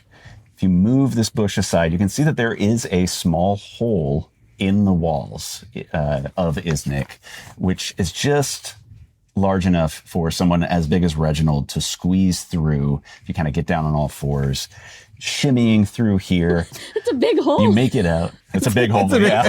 Well, You hear the kettle helm like dunk and then scrape. Yeah, it's just scraping on the ceiling. I did not anticipate that Mike was going to make a giant character. So it's a big hole in the wall now. The world responds to you as much as you do to it. Maybe all of the brick needed repointing, so it's easy to just sort of cave it in a little bit. Yeah, there you go. It was small, but just like a push with your foot, and it just like caves out to your exact body proportions. They should have called me Reginald Saint Hole in the Wall. Yes. Fantastic. If you shimmy through this hole, if you squeeze through. Oh yeah, crawling on my feet. Yes, I crawling. Yeah, I mean, you can just duck down and probably walk through it. Scraping your wings on the ceiling a little bit. But eventually it opens up. This tunnel that kind of goes beneath the walls of Iznik opens up, and you are next to the Lake of Nicaea. This is like a former docks. It's derelict, right? It's been left unmanned for years after the abandonment. But this is where traditionally shipments along the Lake of Nicaea would come into the city. You see several kind of like small warehouse buildings, clearing houses, things like that. All of them are just falling apart at this point. But in particular, you do see one 2-story warehouse building that matches the description in Zehmet's diary. Even from the ground, you can see that part of the second floor of the structure and the roof have caved in, and you see just the glow of firelight kind of coming out from that hole in the building. Otherwise, the windows around the side and the front door are completely boarded up. But yeah, you're standing outside of this warehouse building that you've been kind of directed to. It's boarded up. You can search around. You can look. What would y'all like to do? And I think after we do maybe a roll or something here, after we figure out how to get you in, we'll take a 10-minute bio break. Cool. And then we'll come back and pick it up from there. Zempea looks to the sky and clasps her hands and says, I've always wanted to fly. And this is part of part of her wait, which one is it? It's part of her powers. She can describe a long-term goal of hers. And it's to fly. And so she's going to... I like that the idea that you had, like, as a child, you're like, someday I'll fly. And then you get a Maleficia that gives you wings and you're like, I did it. She's going to use her very weak-looking chicken wings to try to fly up and look into the roof hole situation. Fantastic. Yeah, I mean, I think with that, you just burn your grit and then you were able to fly up to 20 feet. So that would put you we'll say that puts you can get up to the second story of this building if you can kind of like perch on the edge of where the wall and roof have caved in. Okay, so I'm going to burn 2 grit to fly for, oh, wow, a D10? Is that what it is? Yeah, it's either D-Vit minutes or up to 20 feet. Oh, up to 20 feet. Okay, she's just going to go for it then. Yeah. So yeah, what does it look like when Zempea flaps her like downy wings? They're really pathetic, but she's moving really fast. And she's straining. And her tail is heavy, and so she kind of like bobs. And so it's kind of like a dog paddle in the air. And she's also trying with her hands to help, which is not aerodynamic at all. Yeah. Just like... Yeah, so like... How much noise is this making? She's just making that noise. I think if Zempea is kind of groaning as she is lifting off into the air, yeah, it's a decent amount of noise. Do you want to do a finesse check for this to sneak? Yeah. Roll finesse for me, Jen, as you are flying up. We'll see how silent you are as you alight. It's a D6, so it's not going to be that great. It's a 4. Okay, yeah. You Burn you grit, try burn to grit. you try burn to more hold grit. it in. I'm gonna burn Do you more want to grit. burn 3 grit? I'm gonna, You can burn grit. huh? You can burn Yeah, grit. I'm gonna burn 6 grit. Burn 3. No, we're gonna burn. Whoa. We're gonna burn 6. You're gonna go Okay. for it. So that raises you up to a 10 on your Yay. D4 roll. Yeah, great. No, okay. So as you start to lift off, at first you're groaning, but then suddenly you kind of maybe you catch a draft, something helps you up and you're able to just glide up to the roof. You don't have to groan anymore. You're not even really working for it. You've caught the wind and you are able to alight and land on the top of the roof of this warehouse building. And she's gonna perch and look in. Great. Meanwhile, I think Ishak is going to look for a suitable stick that might work as a torch, and pick it up and then touch it to Reginald's torch and move around to one of the boarded up windows. Sure. Yeah. I won't make you roll for this. I'm going to say that you actually are able just to find a barrel of old torches. Just leave it. Make it simple, right? I'm going to say that these will not burn for as long. These are old. They've been out in the weather. So you can certainly light it up, but it's not going to burn for the full Ishak, 30 minutes or hour or whatever it is for torches. Ishak tells Reginald, while he goes, just in case we need a distraction, and goes around to the side of the building. Smart thinking. Because that's normal volume. Yeah. Good idea. Bijan, is Ishak looking for anything as you go around the building? No, I mean he's gonna sort of see, make sure that there's no one looking at him through the boarded up windows. But I think he's like, okay, they're probably in there. I'm gonna burn the building down if anything happens. I'm gonna have you roll insight regardless. Sure. So yeah, roll them bones for us. What is my? I got a D6 insight. That's a 5. Yay. Hey, we'll take that. Okay. Yeah. Great. Yeah, you don't notice anything in particular, but you do notice that, as you kind of make your way around, if you go around the building once, the boards that are over the front door that have kind of been nailed up, they're falling away. They are rotting at this point. They're that old. So it would be fairly easy to pry them away, although it would still take some work to get them off. Does it look like anyone has gotten in the on my walkabout? Does it look like anyone's there? Are there any other obvious points of egress? Does it look like with the insight roll that you made, you did not notice anything else? But Zampea would see quite a lot, right? Zampea sees quite a bit. As you're perched up, you're looking down. You can see that, this is an old warehouse, right? There are these kind of wooden columns that go up to the ceiling that are holding it up, but otherwise it's a fairly open space. And only the middle is lit by candles, maybe a brazier, something like that, that's kind of lighting up the center of the space. You see workbenches strewn with alchemical gear. You see, desks with parchments kind of piled high on it. Some of the parchments are falling off to the side. And in the middle of all of this, kind of rooting around with all of this equipment, digging through things, you see a robed figure wearing a dark gray, kind of charcoal gray robe over themselves. You can't see their face. You can't really see their body. You just see this figure kind of moving around, kind of rooting around on the desktop, moving things pretty silently down below you. I'm just looking. I think I'm just scanning the room. Can I roll insight, I guess? Yeah, roll insight. That's a 6.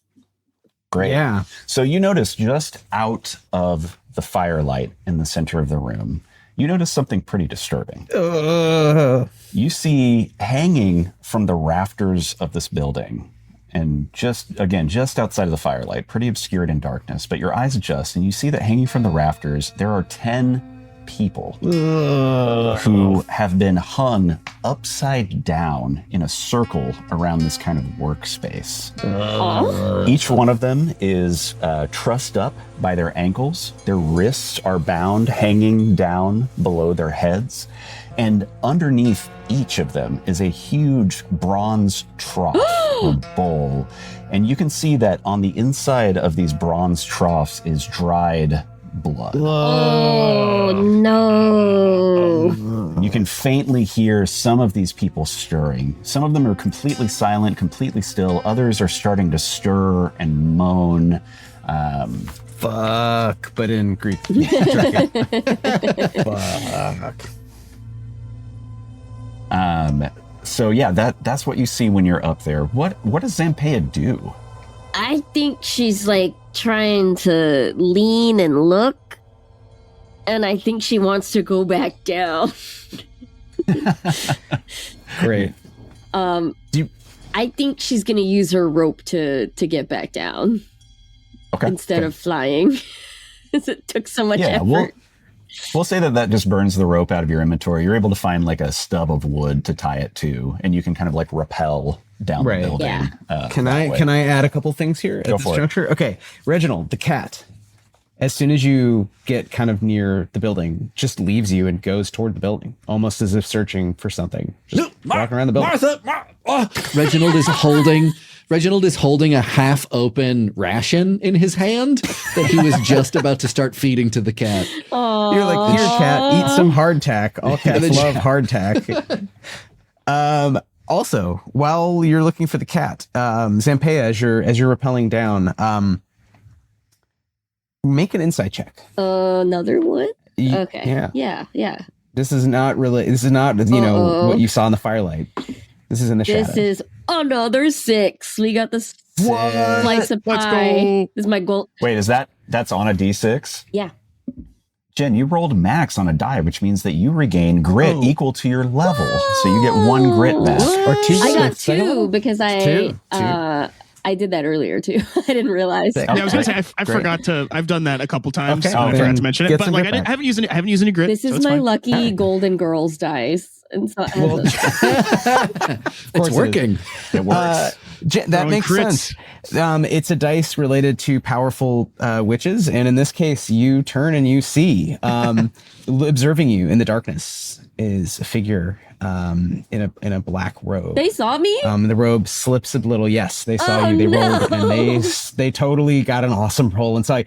And you see as the light glints off of, it's this dark, broken, low stone warehouse with these big wooden supports, and then the center is that torchlight, and there's the groaning in the distance, and you see that a 30-ish wiry woman with long hair is observing you in the dark, and it looks like on a 6 she's trying to judge, are you friend or are you foe? To be fair, you look like a demon. Oh no. I think with that she repels like really fast and like burns her hands basically. Sure. Sure. Are you all back together? And do you want to confer and make a plan of action? And yeah. Zampeia's on the ground, and she's pulling on Reginald's clothes. Reginald is turning around and he's going, well, so I was feeding Martha some of my ration, which she didn't seem interested in. She wandered off towards this building. Did you see anything good? You were up there on that roof for quite a while. She's in there, Reginald. Zehmet. Yeah, I think that's her, and she saw me, and she's got all these guys hanging by their feetsies, and they're draining the bloods from them, and it looks bad. She looks dangerous. I don't know. Do you think they'll need burial services? Probably. But you hear a distant meow from within the warehouse. Dangerous in there. I don't think you should go. Oh, say no more.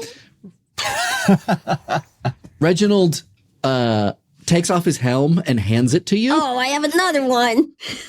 And then unbuttons his silk tunic, and you see multiple large open sores in his chest that are about the size of grapefruits. And in each of them, there is a small Reginald St. Hole in the ground that is in fetal position. What? And he goes, just wait. Just wait a moment. Just wait. Oh, what are you doing? Oh, sure, I have to concentrate. Wait 1 moment. Oh, what? Oh, And then one of them just pops out, hits you in the chest, No. and bounces onto the ground. Is it wet? Can we roll for wetness? Dude, it's so wet. It's extremely wet. You have a pus splat on your shoulder, basically. oh. And Reginald kind of like just sort of is there like a little dazed, and his eyes are kind of rolled in the back of his head, and the tiny Reginald stands up and shakes off a little bit. Who are you? Takes off And the you hear- excess pus. And you hear in a tiny voice, "Stay right there!" Is it like louder than it should be? The voice. Yo, absolutely. Yeah. Wait, Mike, does Reginald Prime claim to have done this 500 times, even though we just saw Reginald Prime birthed like 2 seconds ago? He immediately launches into the last time he was birthed and lived a life and did a bunch of extraordinary things. Oh. Don't worry, I have invaded a warehouse at least 40 times. Especially if they've contained Zekmets, I know exactly what to do. The meowing is slightly closer toward whatever the nearest sort of boarded up aperture.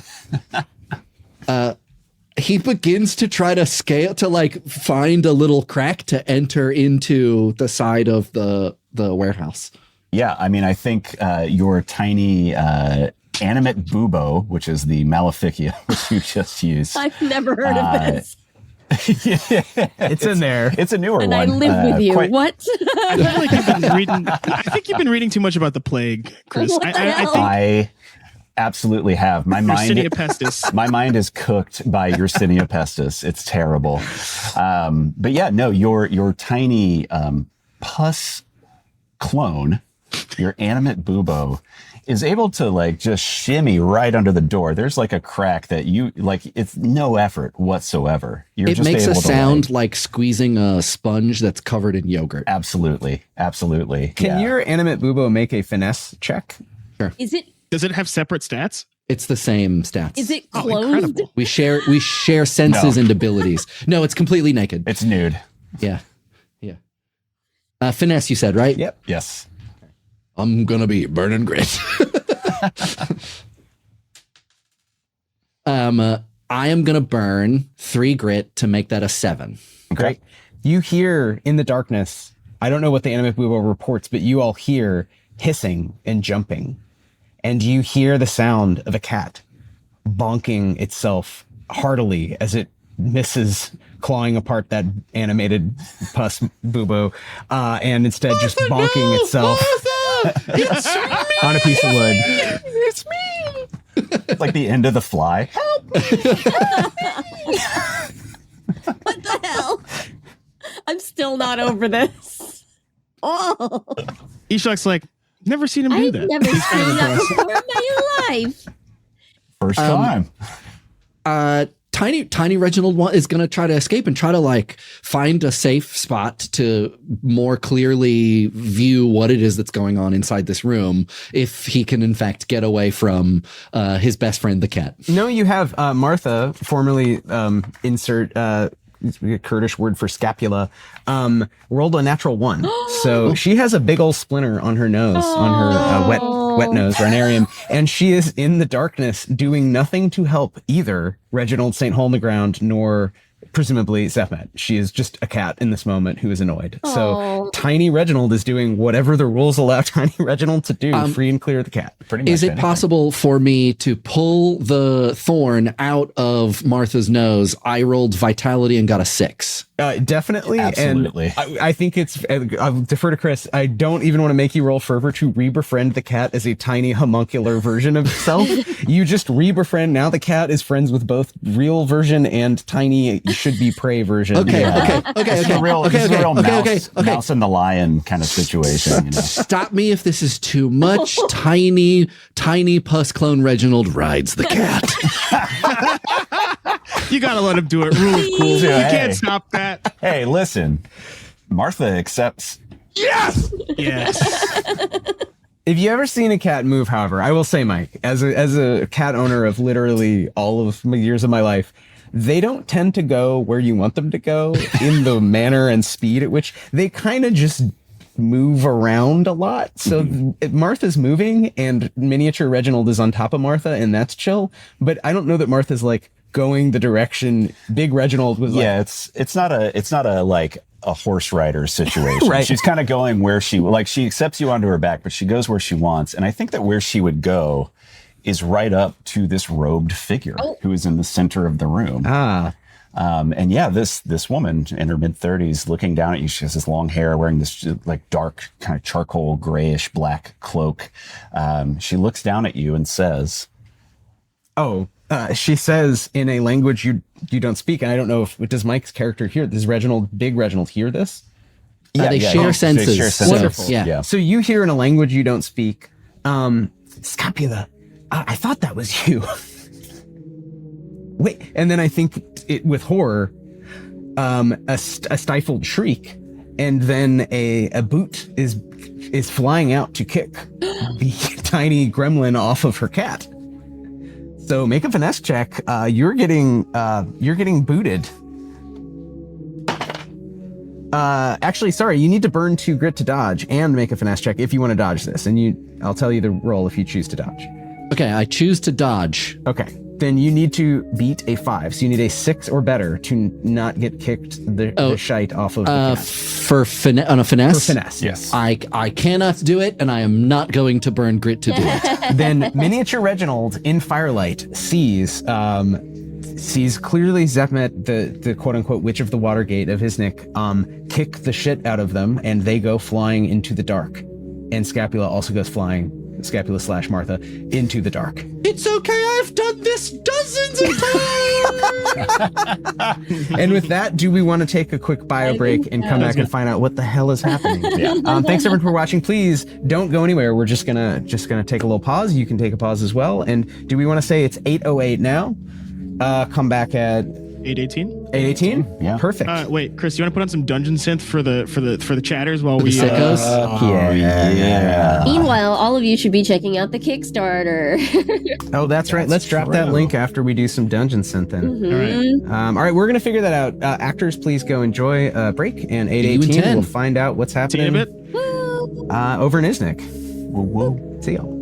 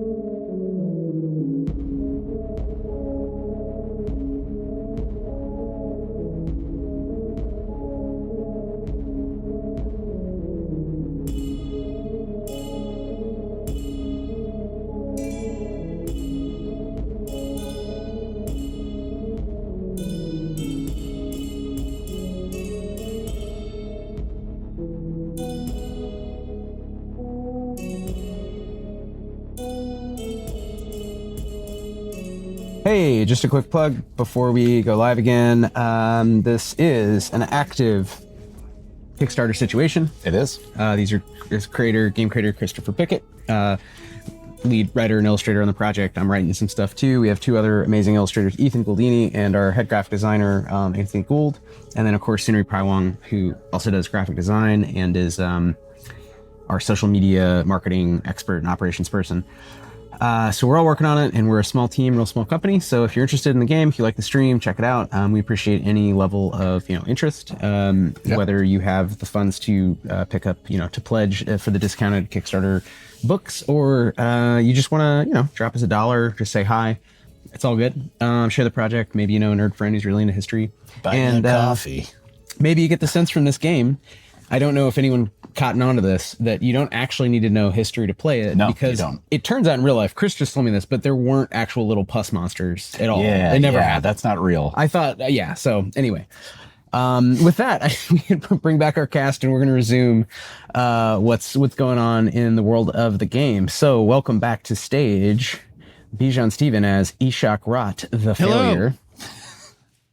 Mike Rugnetta as Reginald St. Hole in the Ground and Reginald St. Hole in the Ground Prime. I've seen dozens, if not hundreds, of Tiny Pus clones, so I don't know what you guys were talking about. Of course. This is not new. This is a Tuesday, my God. Yeah. And pretty soon we will get back. Here she is, Jenn de la Vega. Hello. As Zampea. AKA. It's me. Chicken barbecue disaster, the peasant. So again, very close to real. This is pretty much straight from history, not other her than that fault. one detail. It's not her fault. All right. With that, are we ready to resume? Let's jump in. Excellent. Vex makes a good point. You know, it was the Dark Ages. Like, do we really know what was going on? It was It's dark. No one really knows. It was too dark to You see. can't read and write if couldn't it's see. too dark. Even though the manuscripts were illuminated, it was still Still dark. too dark. It's so dark. Excellent. Oh, that's great. Speaking of darkness, Reginald St. Hole in the Ground Prime finds himself in darkness beneath a body swinging from the rafters near a bronze basin full of dried blood, the coppery brown stains of blood on metal. Somewhere a cat hisses. A woman walks about. Fire crackles down. Outside are three pilgrims. Have full agency to do whatever they want in the situation. Zepea is still freaking out about tiny Reginald St. Hole in the Ground Jr. Ishak, are there? Okay, so the boards on the front door, what are they being held by? They're being held on by very old, very rusty iron nails. Excellent.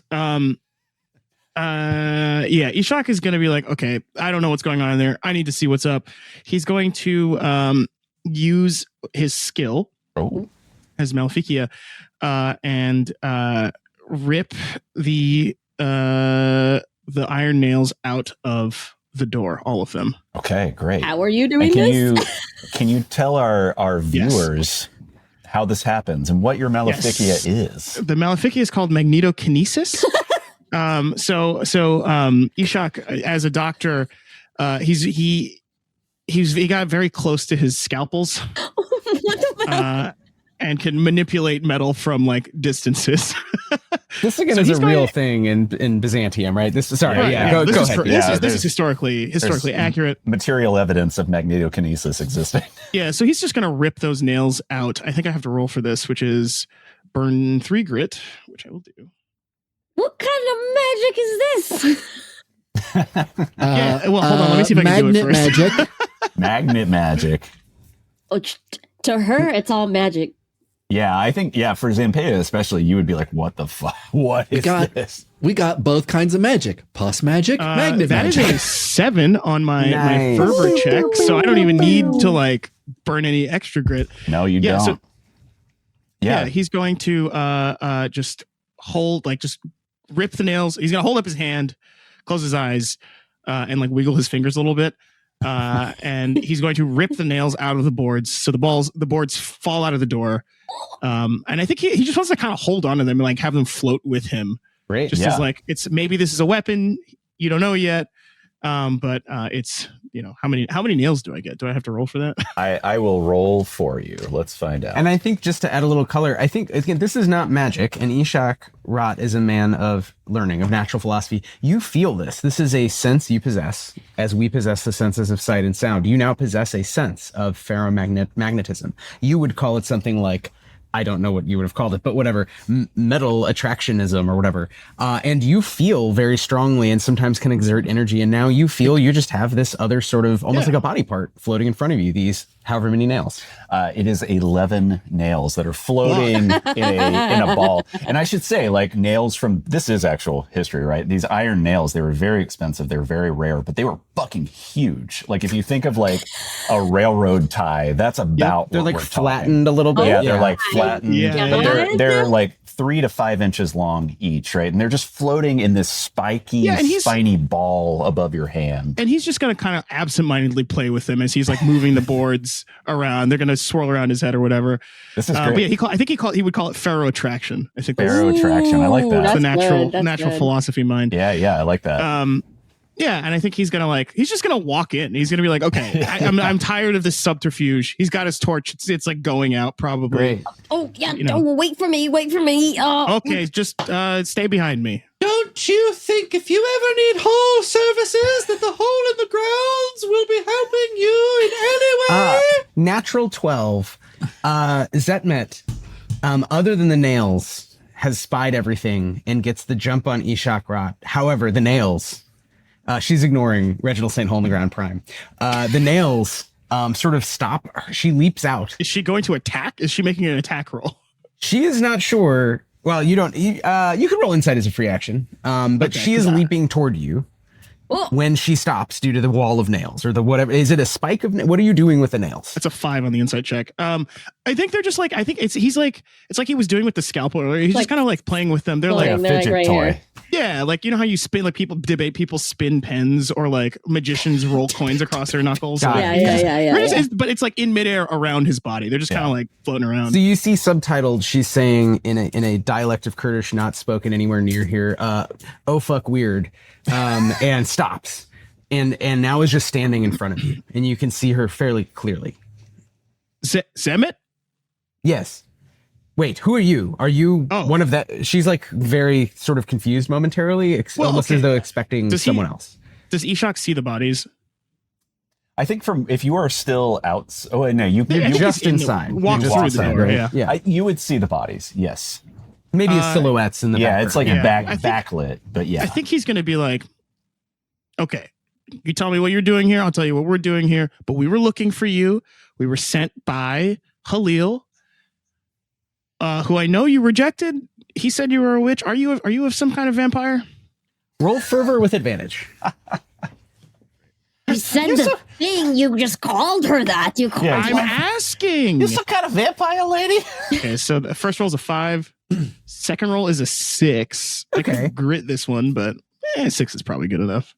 What's the other word for it that I would know? Ober. Ober. That is the word you would use. Or I'm opior. whispering this loud, which is Ober. Vampire is and not this really one- used anymore. And while his tone is sort of joyful, the nails are floating very close to her. Yeah, she's stepping back, and I think she realizes, and you realize at the same time, she says, no, I'm not an Ober. I am a healer, and I take it, are you? Oh yes, I'm Ishak Rot. I should have The introduced Rots of myself. Bursa. Yeah, I know your brother or I father. tried Both to. of I had a them. thing. I had a fate. I ran.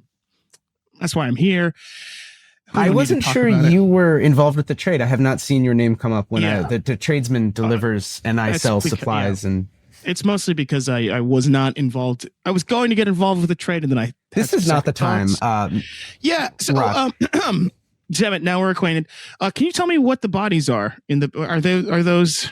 Are you healing them or? I suspect that what has happened is my former apprentice Mercel has decided that he will pursue a project that I had begun, even if it means doing things that I would not do and that I believe perhaps you and your family would not do as healers, because he believes it would be worth it in the end, because I failed him. And now we need to find him. And first, I think we need to help these people. Oh, so you didn't do this? She looks at you and again trying to judge, like, are you a demoniac? But you spoke. And so she just says, no, I did not. Oh, Just to be- Just to be clear, also, Reginald St. Hole in the Ground Prime is here in the circle, like listening intently and like nodding sagely every once in a while. Ishak is gonna float a nail down so he can hop onto it.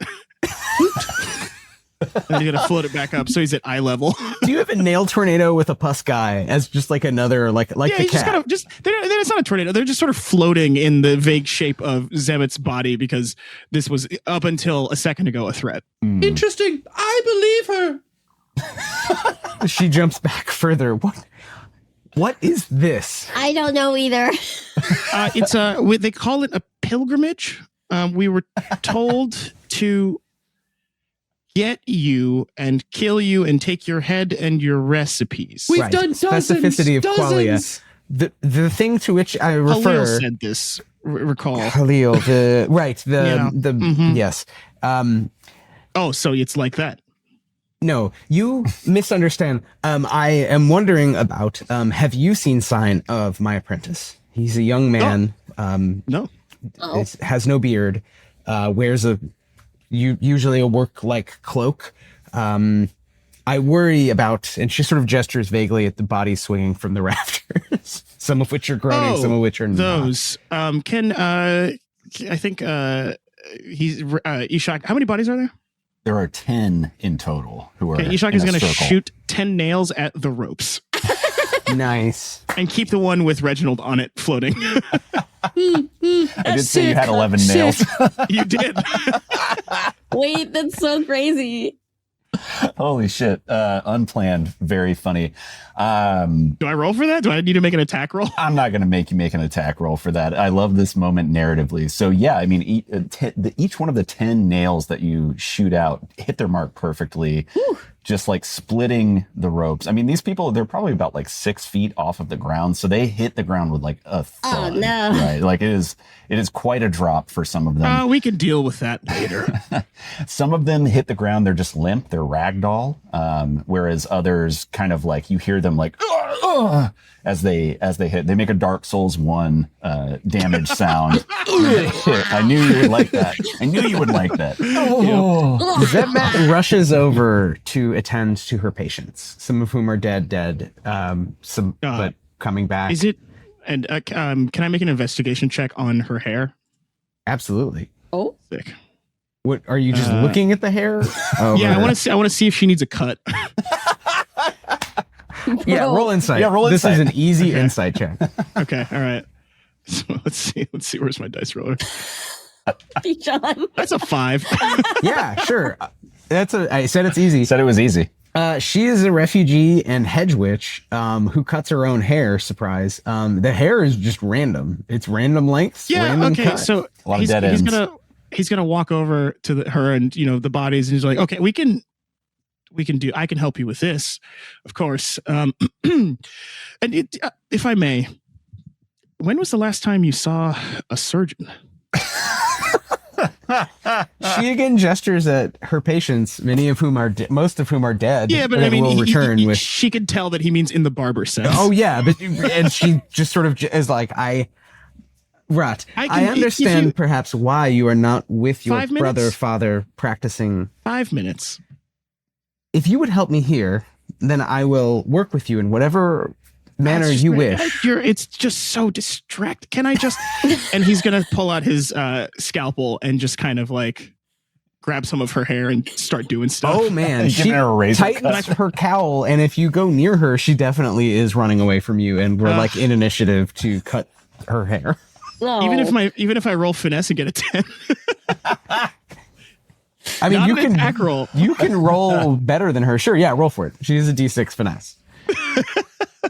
You do I'm have not to gonna tell burn us grit on what this, by the way. haircut you give her, though. Yeah, what is the Obviously, a severe bob. just like a little kid bob? Like The German DJ. Bowl cut. No. The German like DJ. the fashion bob. Yeah. got it. That's a 6. She got a 3. So you have grabbed her and started giving her a haircut. Just like it's just he pulls off her cowl and spins her around in one moment and holds up the scalpel, and it's perfect. She goes limp and is saying a prayer in a language you don't speak to a deity with whom you're not familiar. What do you need help with here? As he you steps bob back. her hair. And then he steps back, and that's it. What did you ask, Jen? What do you need help with here? Reginald is shouting, "The medallion! We have to do the ritual! The medallion!" No, some of these people will be Some fine. of them are alive. Some of Kill them them and kill they them, were- and then we dig a hole. We charge for the hole, and then we do the ritual. These are not demoniacs, but I fear it is hard to tell right now. I'm sorry, I've just been forcibly barbered. We need to determine if any of them will become demoniacs because they've died too many times, perhaps of old age. She's like looking at like an old lady. Yeah, well, and also these people have been bled out And like, over and over again. You can tell, like, as now that they're on the ground, you can tell they've been bled out several times over. Like each one of them has multiple lacerations down their wrists. Like this has been happening for a while to some of these people. Okay, so it's gonna be 10 silver per person. Ignore him. What do you need help with right now? This is an insight check to just figure out what to do if there's a treatment to offer, or just summary one insight check. I think to just kind of speed through. Like, Can we teamwork test this? yeah, absolutely, of course. Yeah. Let's do successes. How many successes you get? I'll give her another try. That's a 6 for me. Okay. 4. Great. Got So- a 6. Great. Very Great. nice. And she got an 8, so that's 3 successes. That's great. So one thing that you do notice, and we'll jump back to the folks in a minute, but one thing I would say, Bijan, something that Ishak notices. As you're kind of moving around, looking at these bodies, some, on the floor, some of them writhing, some of them not, you notice, there's a lot of stuff on this work table that's in the middle of the room. And if you kind of root around in a little bit, your hand suddenly brushes what feels like corroded metal. And you get this kind of like thrill, this sensation that runs through you that you've just touched a quintessent relic. As people with Maleficia, you have an innate sense for when you are near quintessence. And you just immediately, like a shock runs through your arm. And He grabs it. So Just absolutely just grabs it, holds it up. So let me show you what you found. It's this thing. What the heck is that? Grilled cheese maker. Yeah, this is a bronze grilled cheese maker. No, Sick. this is a bronze rattle. Ishak, I think, as a learned person, you would recognize this is a sistrum. So this is a percussive instrument from Persia. And you can see there are the kind of these bronze metal bars that are attached to these rails. You shake it. It's a shaker, right? It's a percussive instrument. But as you hold it, you can feel the quintessence flowing out of this object down your arm into yourself. This is a fairly powerful relic that you've just stumbled across. Is this supposed to be here? Zehmet looks at it and tells you, after a pause, that was in her family for generations. This has been used in many, many rituals, and it was a gift to Mercil. She really has no use for it. She's not particularly good at singing or percussing. Mercil enjoyed it, and it's something that he sort of got to be, her apprentice, to spend a lifetime learning about herbs and medicines. And she sort of pauses and sighs that if only they had it when the younger brother, we could not save him. The anti-theriac did not. Ooh. It did not work. But this is mine. I will give it to you because, again, I have no need of it, and I could not save Basi, and I would rather you have it than Mercil. You are a very strange man, Rot. Well, hey, next time you see something reflective, just take a look. Let me know what you think.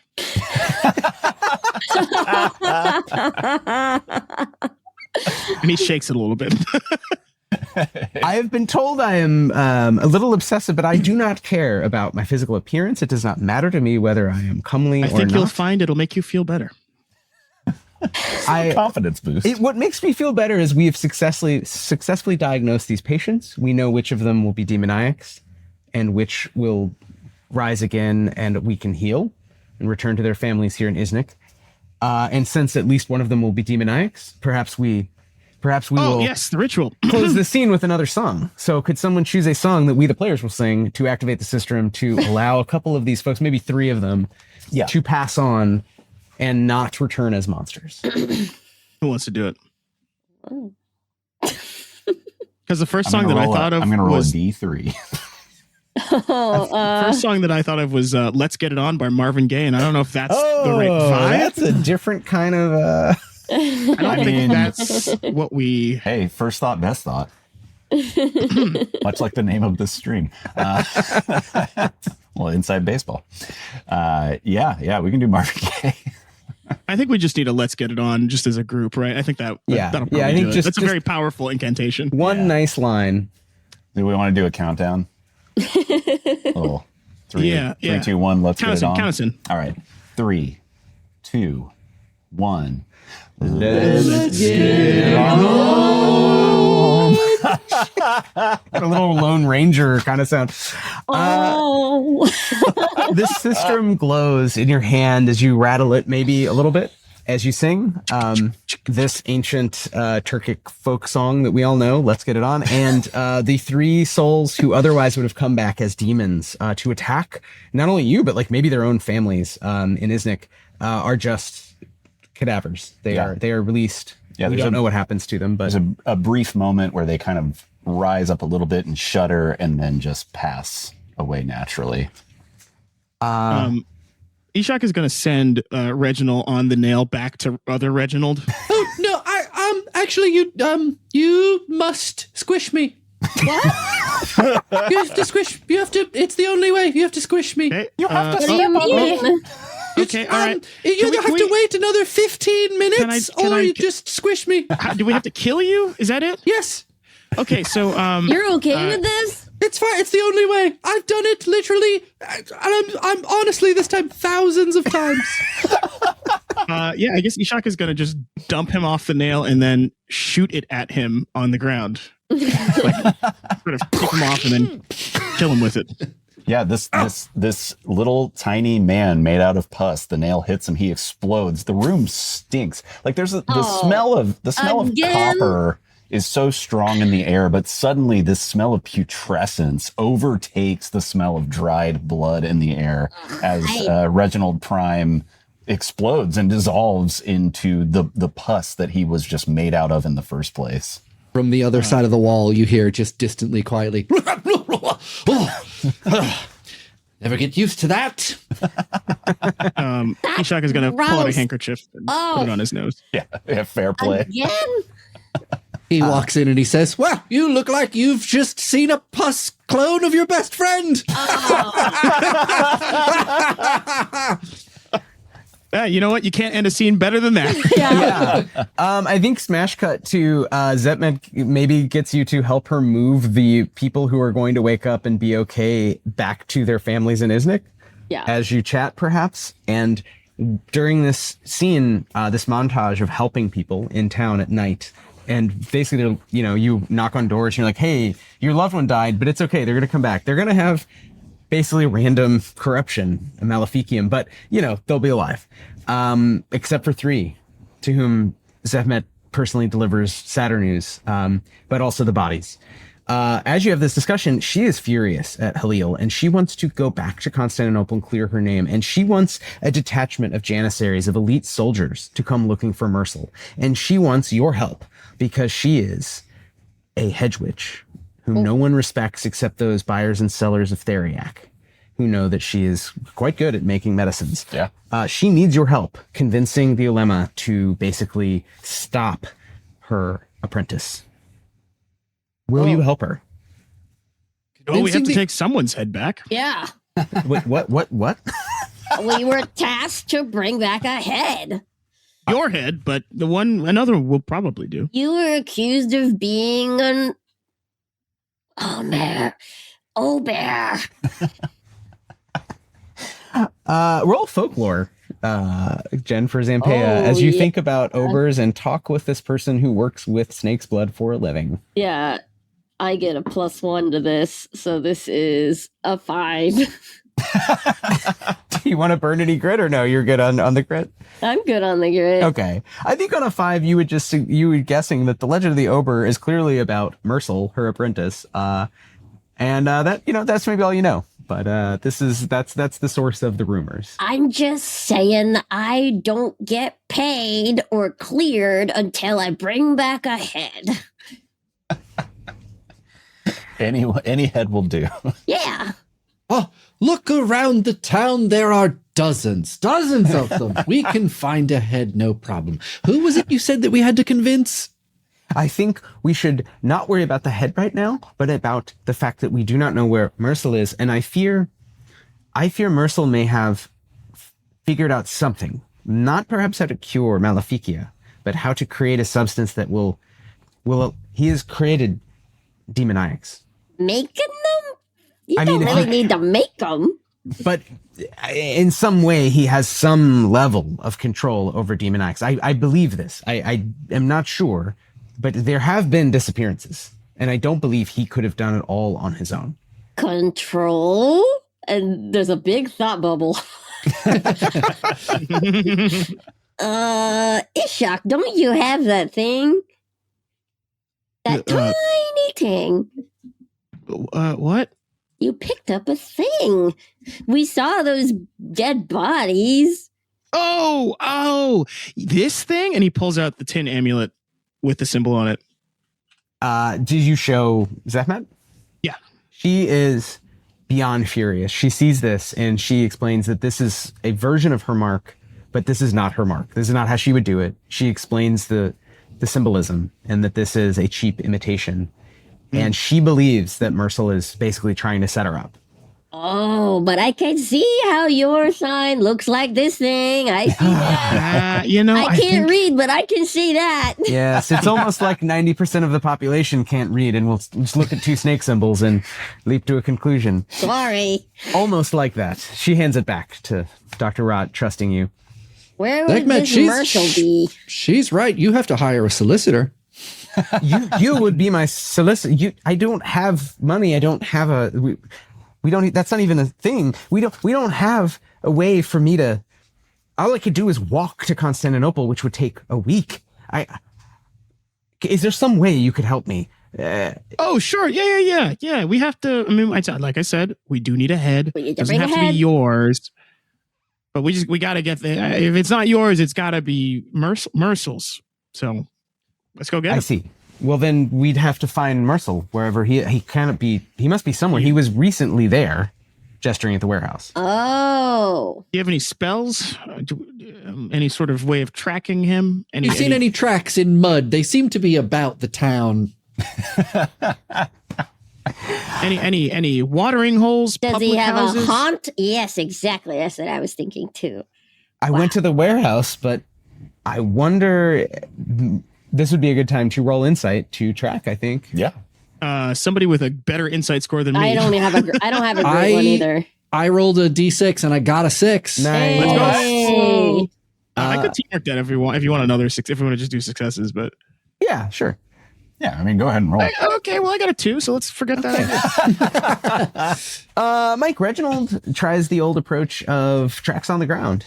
And you could be wrong, but it looks like some shuffling, perhaps inhuman, no longer human tracks headed off sort of north, sort of back the way you came. Look pretty fresh in some mud. It's night. There's not that many people walking around and it's off the beaten path. I don't know why you're over there. Maybe it's because there's a little cat and you walking toward the cat who's kind of off, hanging out in a bush. And you're like, oh, look, tracks. But how Reginald gestures down. He says, what about these? See? This place is lousy with them. Yeah, I think if you it's a good thing they didn't pave these sidewalks. It is good. It's good. Yeah, if What's you follow paving? if you follow these tracks, you see that they do go north, right? Still outside of the walls of Iznik, along the shores of the Lake of Nicaea, back to basically where your galley is, where you were dropped off, and where the galley captain and the folks that row it, the unfortunate souls who row the galley, are waiting for your return.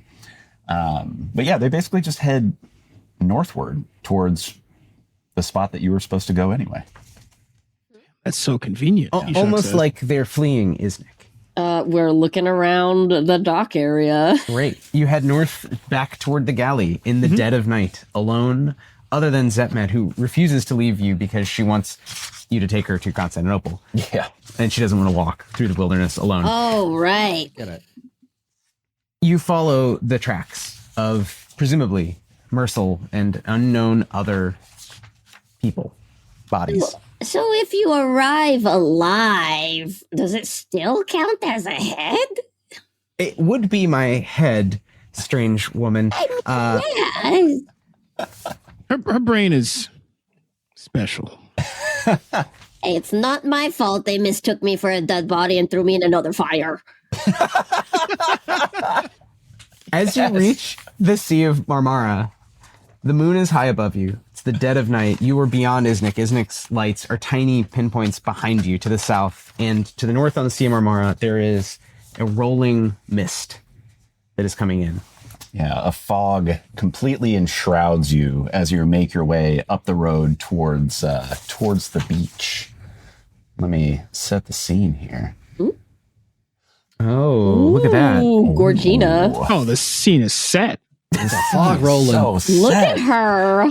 Look at that fog rolling in over the bay. As you approach, you get closer and closer to the beach, this little inlet where you had landed before, and the fog gets thicker and thicker until it's difficult to see more than maybe like 10 feet in front of you. And out of the fog comes a black cloaked figure. The fog seems to be swirling around them, almost emanating from them. And in the moonlight, you can see, and maybe, Mike, your torch would probably still be going at this point. In the torchlight, in the moonlight, you see a boyish face with this kind of curly mop of black hair. Looks totally normal. Just looks like any guy that you would meet. Just beardless, nothing weird about it, except that the cloak that he's wearing, this hooded cloak, just covers his entire body. Kind of like Reginald. Kind of like Reginald. Yeah, I was going to say, that's a Reginald look. Subtitled in Kurdish, you fucker. You hear Zehmet say, you fucker. Well, none of you understand, but yes, she then says you fucker in Greco-Turkish. She's So you understand. angry. She is. And this figure who's standing before you says, "My master, I see that you've made it here after all. I'm glad to have caught you before you made your journey by sea." Yes, and this time I don't just have a fucking cat. And she gestures at 3 heavily armed professional adventurers, or 1 big guy and 2 weird smaller people. And the big guy does have a cat. The big guy does have a cat. I have this and a cat. Ishak's going to ask, so you, excuse me, sir boy, what's your name? He locks eyes with you, Ishak. He looks at you and you see this glint of moonlight in his eyes. He is completely mad. He is insane. And when you call him boy, he becomes enraged. And it doesn't play across his face, but you just see it in his eyes as he stares you down. Is he wearing anything metal? Not that you can see. Not that you can see. You hear What about, hissing can he behind feel you. it? That's true. Oh, roll insight for me. Hissing circles you as Mercil locks eyes with you. All That's of a us? 4. That's a Oh, 4 just- on an insight check. Okay. All of you in the fog. Oh, okay. You cannot. I think that he is far enough away that you can't sense any iron on his person. He says, "I am Mercel of Iznik, and you shall respect me as the greatest alchemist to ever live, for I have perfected the anti-theriac." Subtitled bullshit.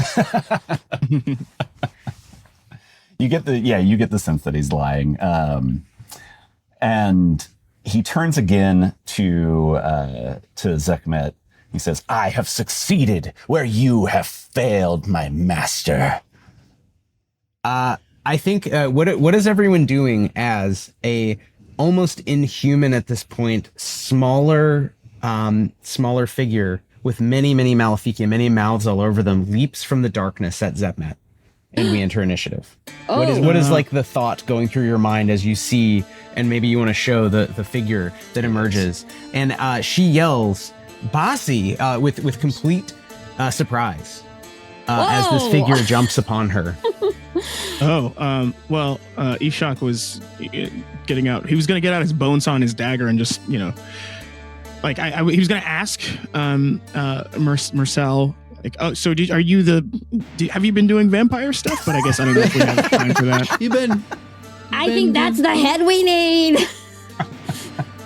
You have to confirm, of course. You see, he doesn't answer you, right? But you see he pulls out 2 hands from underneath his cloak, and they are coated in blood, just like absolutely covered down to the elbow. There's blood running down both of these arms. And then 2 more hands emerge from the cloak, also completely covered in blood. Oh. Each hand is holding a lancet, a type of scalpel, if you will, made for bloodletting. He throws back his cloak as this demoniac is attacking Zehmet, and you see that he is absolutely covered in mouths. Both of them, a lot of mouths. Yeah. What is Reginald thinking as we behold Basi fighting Zehmet and Mercel about to attack Ishak? Bunch of mouths on his body. Those mouths aren't even pussy. Fuck this guy. Needs more pus, bro. I eat mouths for breakfast. I mean, Reginald was gonna try to take this moment to try to intimidate this person, but that could also be the first act that he takes in initiative. That can be an action initiative. Jenn, same question. Any thoughts? Free action before initiative. Zempea tosses the kettle helm back to Reginald because she had been holding it the whole time. Nice. That feels very operator coded. Like, here you go, bud. Yeah. Oh, great. Everyone roll finesse. You had them stacked on top of each other. Yeah, everybody roll finesse. This is going to be our initiate check. Were you eating soup out of this? Why does it smell this way? That's a 2, baby. Let's go. I got a B, Arthur, or a 4. Reginald, who has done this hundreds of times, rolled a 1. Oh my God. Yeah, hire us for anything, boss.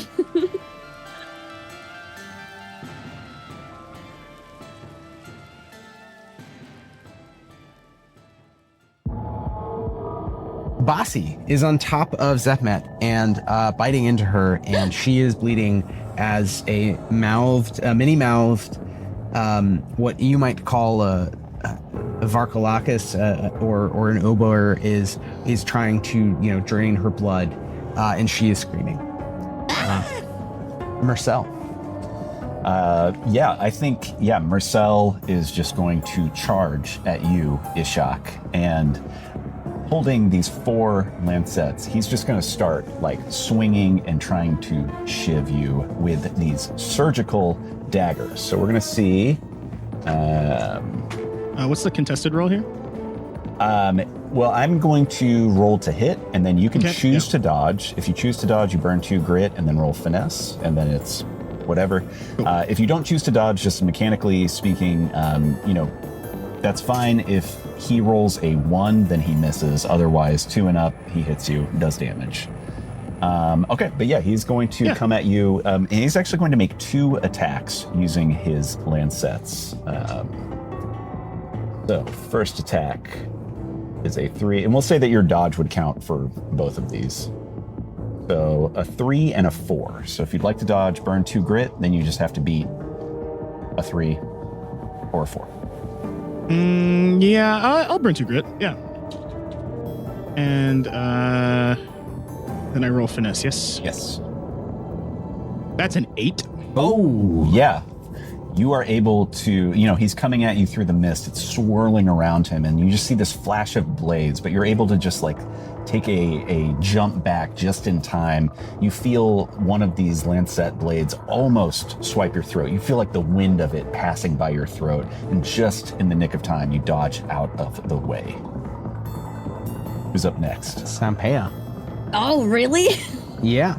You see the melee. There's 2 melees happening, and you and Reginald are basically watching. Okay, Zempea's gonna use Defenestrate. Let's go. Defenestrate is burn 5x grit and select a target you could reasonably grapple. So she's gonna jump on the Basi's back and pull their shoulders back and roll backwards and try to Roll them away. Excellent. How much grit are you burning for this? We're burning just 5. Just 5. Okay, so they are going to be completely out of combat. They're not going to be able to act for 1 round. They go right into the water. Yeah. No, I love that. That's great. Yeah, you grab the shoulders, you pull him back, you like leverage, put your knee into his back, and then roll backwards, and it just tosses him into the lake. Great. Yeah. And with that, Zehmet springs up as best as she can, not being a fighter, and clutching at her throat, which is bleeding. And she's going to basically give advantage to whatever Ishak is doing. She's rushing over to help Ishak in this beautiful. melee. And whatever you're going to do, you get advantage for this turn. That's her action. She's helping you. Mm-hmm. Yeah. Okay. Okay, here's what I'm going to do. Ishak is going to try and uses magnetokinesis to grab all 4 lancets from Mercil. Hell yeah. And then he's going to try and use them as a missile attack to shoot directly back at his throat. Hell yeah. Let's do it. Yeah, we can do that. It's a contested roll. Contested roll. I think because it's we can call this a worn object, I guess. Or it pushes or pulls him. Yeah, this would be a contested roll. I'm going to roll Vitality for Mercil. Yes, and I will roll. And you're rolling with advantage because Zehmet is helping you. Yeah. Okay. First roll's a 3. Okay. Second one's a 10. That's the full thing. Let's fucking go. There you go. I get 2 grit, right? Yeah. Yep. Right. Subtitled Medieval Kurdish, let's fucking go. All 4 lancets are under your control. Yeah. You can see Mercil straining to hold on to them, but he just can't fight back. His hands are against too the force. slick with blood, They're too obviously. slick with blood. They just slip right out. So yeah, now you have these 4 lancets. You've completely disarmed him as far as weapons go. And I think I can use this because I'm using this as a missile weapon as well. Yeah, so you would roll insight to attack with it. Wow. And you can do that this round, right? Like you haven't moved, you used 1 action, you have 1 more action. So yeah, go for it. My insight is 6. So let's see how this goes. Click. That's a 4.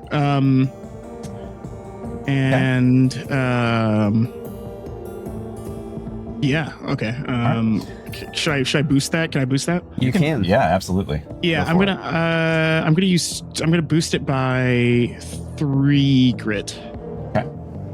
The 7 total. So 7 total. Mercil will try to dodge.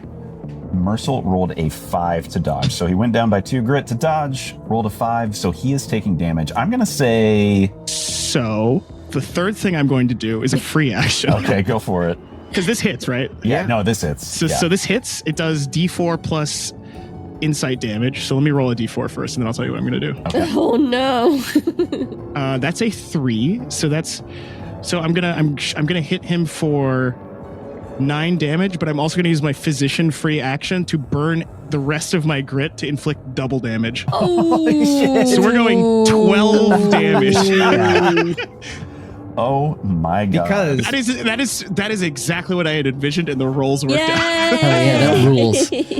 medieval doctoring, they didn't know a lot about how nerves work. They didn't know that nerves existed, but they knew a lot about blood and piss. So anything to do with that, you're good. You understand veins and arteries. I'm looking at this guy and I'm thinking, there's too much blood in his body. There's too much piss in there. Let's get it out. Let's get it out. Let's rebalance the humors. I just rolled 4 6s in a row. Wow. I was rolling to see if you inflicted bleed on him because these lancets, you have bleed 3. I would say the lancets turn in the air. You definitely do the damage, right? You bludgeon him, but it doesn't hit him with the cutting edge. Or maybe it like stabs him, but it's like in there, right? So there's no like excessive bleeding coming from these wounds. But I will say, Mercil, after having his lancets ripped away from him, thrown back into his face, we'll say like one is sticking out of his chest, the others have like cut or bludgeoned him in the face. He looks like shit. He immediately looks real bad. He was already pale, kind of bloodless looking, kind of like not looking so hot. He looks terrible. He is scared in this moment. He looks without a check like he's going to die really soon if you hit him. Ishak is going to step forward with the bone saw and tell him, "So You're merciful. Yes, I need your head. Sorry. Yeah, we need your head.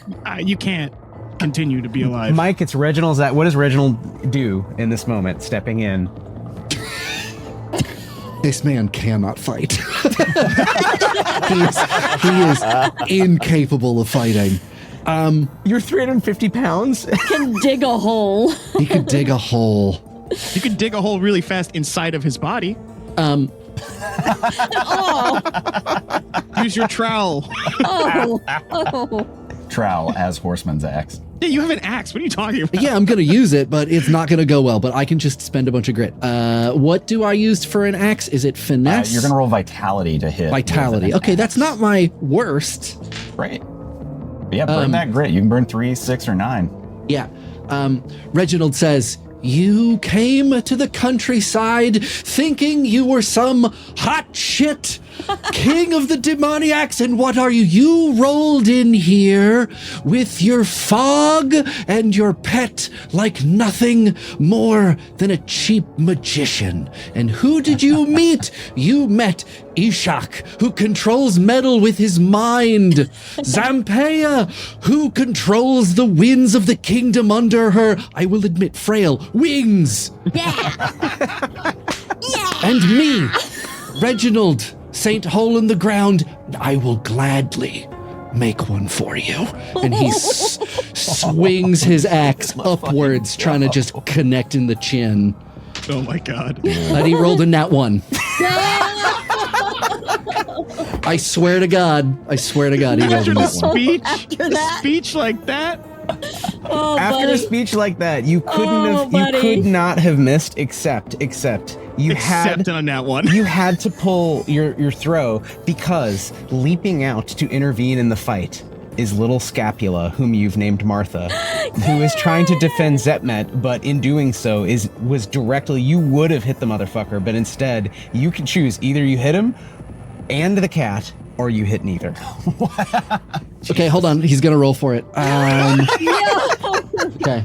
Leave it up to fate. I think that this is gonna be he has to react quickly. So finesse. Sure, yeah. Let's make a finesse check. His Let's see if worst he can react skill. fast enough. Oh no, Martha. Wait. Okay. What'd you He get does for not this react skill? quick enough. The cat gets cut in half. Oh, man. Oh, wife, why? It had to happen. It was a He nat rolled a one. 4. The cat loves Zehmet, and the cat loved past tense Reginald as well. The cat leaps to defend Zehmet and Reginald seeing this too late with the momentum of his 5.5 foot long axe. We'll veil what happens. Other than, I think this also harms, if you'll allow it. Yeah. I mean, you said it would be both. We said it would be both. F in the chat for Martha. Roll. I was gonna say, can I give the theriac to the cat? we can do animal hospital shenanigans. Yeah. We'll say Martha is not, like, you definitely hit her, right? So maybe you hit Marcel, and then on the downswing, out of the corner of your eye, you see Martha. You try to pull back, but it still clips her. Let Martha die and come back as a pus cat. It only false death only affects please do humans. It only affects you. Why don't we roll damage and see if that kills Mercel, which Chris will tell us. And depending on what happens to Mercel, we'll deal with the cat, next initiative. See which Maleficia the cat gets. Yeah. This did 11 damage. How's Mercel looking? What? Yeah. It's two. Hold on, let me make sure I got it right. Yeah, 11 damage. Oh my god. Mike, could you please narrate for us how Reginald Saint Hole in the Ground kills Marcel the Ubor? Or Ober. Ober. That's it, yeah, Ober. Ubor, Ober. Whatever. Potato. In slow motion, axe rises. Reginald St. Hole in the Ground knows that he nailed the speech. He looks so pleased with himself. And he thinks, if anybody asks later, remember to say, you've done that hundreds of times. You've done that hundreds of times. It is, in fact, the only speech like this that he's ever given. And he looks so pleased. And then he sees Martha, his beloved Martha, arc in front of the path of the axe. and he slices her. Not in half, but he definitely hurts her. And his face drops. The eyes get wide, and at first dewy, and then tears. He looks it's tragic, and he is weeping as he splits the front of Mercel's face completely in half and gets to his skull where he has not. Here's the thing. He keeps on forgetting that he needs to sharpen the axe. He hasn't sharpened the axe in so long, and he keeps forgetting to do it before he leaves with the venturing party. So he actually lifts Mercel up off the ground and continues to arc him back down, weeping, just wailing for grief. Mercel's head is destroyed. No! Wait, we need that. We needed that. It is split in half down the middle, just from the force of the axe. Even if it's a blunt axe, just completely split in half in the motion of bringing it back over. You hear wet growling as Basi, Mercel's younger brother, now a demoniac, another blood drinker, is crawling up out of the Sea Marmara up the coast of the beach. Can't act this turn, too far away, rushing towards you but wet. Mercel can't act. So he's dead. Zampea, it is your initiative as Zehmet is clearly is running over to Scapula / Martha, and you've just witnessed all this just happened in like 2 seconds in front of you. Yeah. Zampea unsheathes her mace that she's had the whole time. Her secret mace. I mean, she's never really needed to use it, and so she picks it up with both hands because it's quite heavy, and she winds up for the pitch of Basi coming her way. Wait, can we, is that like an action that can trigger as soon as he gets within range? Yeah, we'll give you some. Yeah, like +1 or something. yeah, sure. Yeah, you're prepping. You're That's like you're at bat. Yep. You're like tapping the cleats a little bit. This You're stretching all them. day, baby. Yeah. This thing is heavy, so she's a very small lady. This is great. This is going to be a weird. This is like when it's like can 100 middle schoolers outrun a cheetah? And so it's like, can a 4-foot tall fucked up little guy with a mace that weighs like 90 pounds kill almost like dog like just this kind of completely mutated young man. We're gonna come back to that. 1 second later, Zehmet and Ishak reach the cat. I mean, it's up to you, Bijan. We're gonna do the same thing. You get advantage on whatever medicinal things you want to do. There's a cat dying on the ground. Shit, I have 0 grit. That's the issue. But isn't basic aid free? It is. It is. I would say make an insight check with advantage as you administer aid to. Well, I think I might. I have 2 vital poultices. Can I use a vital poultice? Absolutely. You want to burn? Yeah, burn whatever you want. Can I burn 2 of them? Yeah. Should I just use both? Sure. Yeah, so that'll Both do ends. 2d4. Yeah. 1 for your head, 1 for your butt. That'll heal the cat for 2d4 health. Technically, in game terms, the cat is back at full health. We know the cat is real fucked up. Yeah. Yeah. So he's gonna like, I don't know, slap some poultices everywhere. He's gonna, Just rubbing them down with poultices. just rubbing them down. He's like, this is the secret technique of the rat family. You guys don't know anything about this. This shit is different. Passed down. We've done this hundreds of times over the past generations. You and Zehmet, who is very shaken by all of this, all the events, are holding the one thing you're trying to keep alive. You still have a couple hours to worry about Mercel. Basi is still going to attack. Yeah, I think he's also going to say to Zehmet, like, I'm feeling pretty tired. You got anything for me? Yeah. Yes, Doctor. As soon as we are done here, I have many. Oh, ways to I help think you. we have the, and he points to the rushing the rushing mouth man. With that, it's back to Reginald's initiative. Oh, Ishak's gonna take a free action to yell, "Reginald, the cat's okay."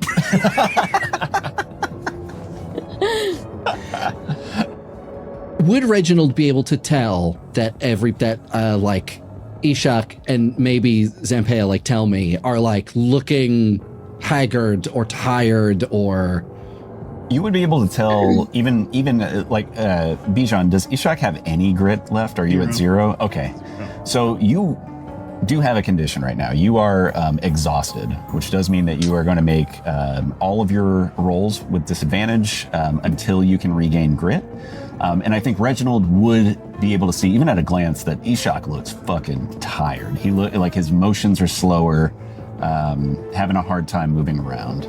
You do have the theriac poultice. That's true. Or sorry, theriac salve. And if you wanted to apply the salve, you would regain 2d4 pool. But yeah, but I think I have it. I don't think Reginald has it. Yeah. Reginald takes his kettle helm off.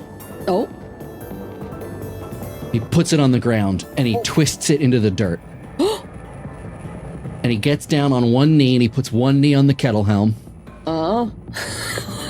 And he puts both of his fists together and you hear him intone.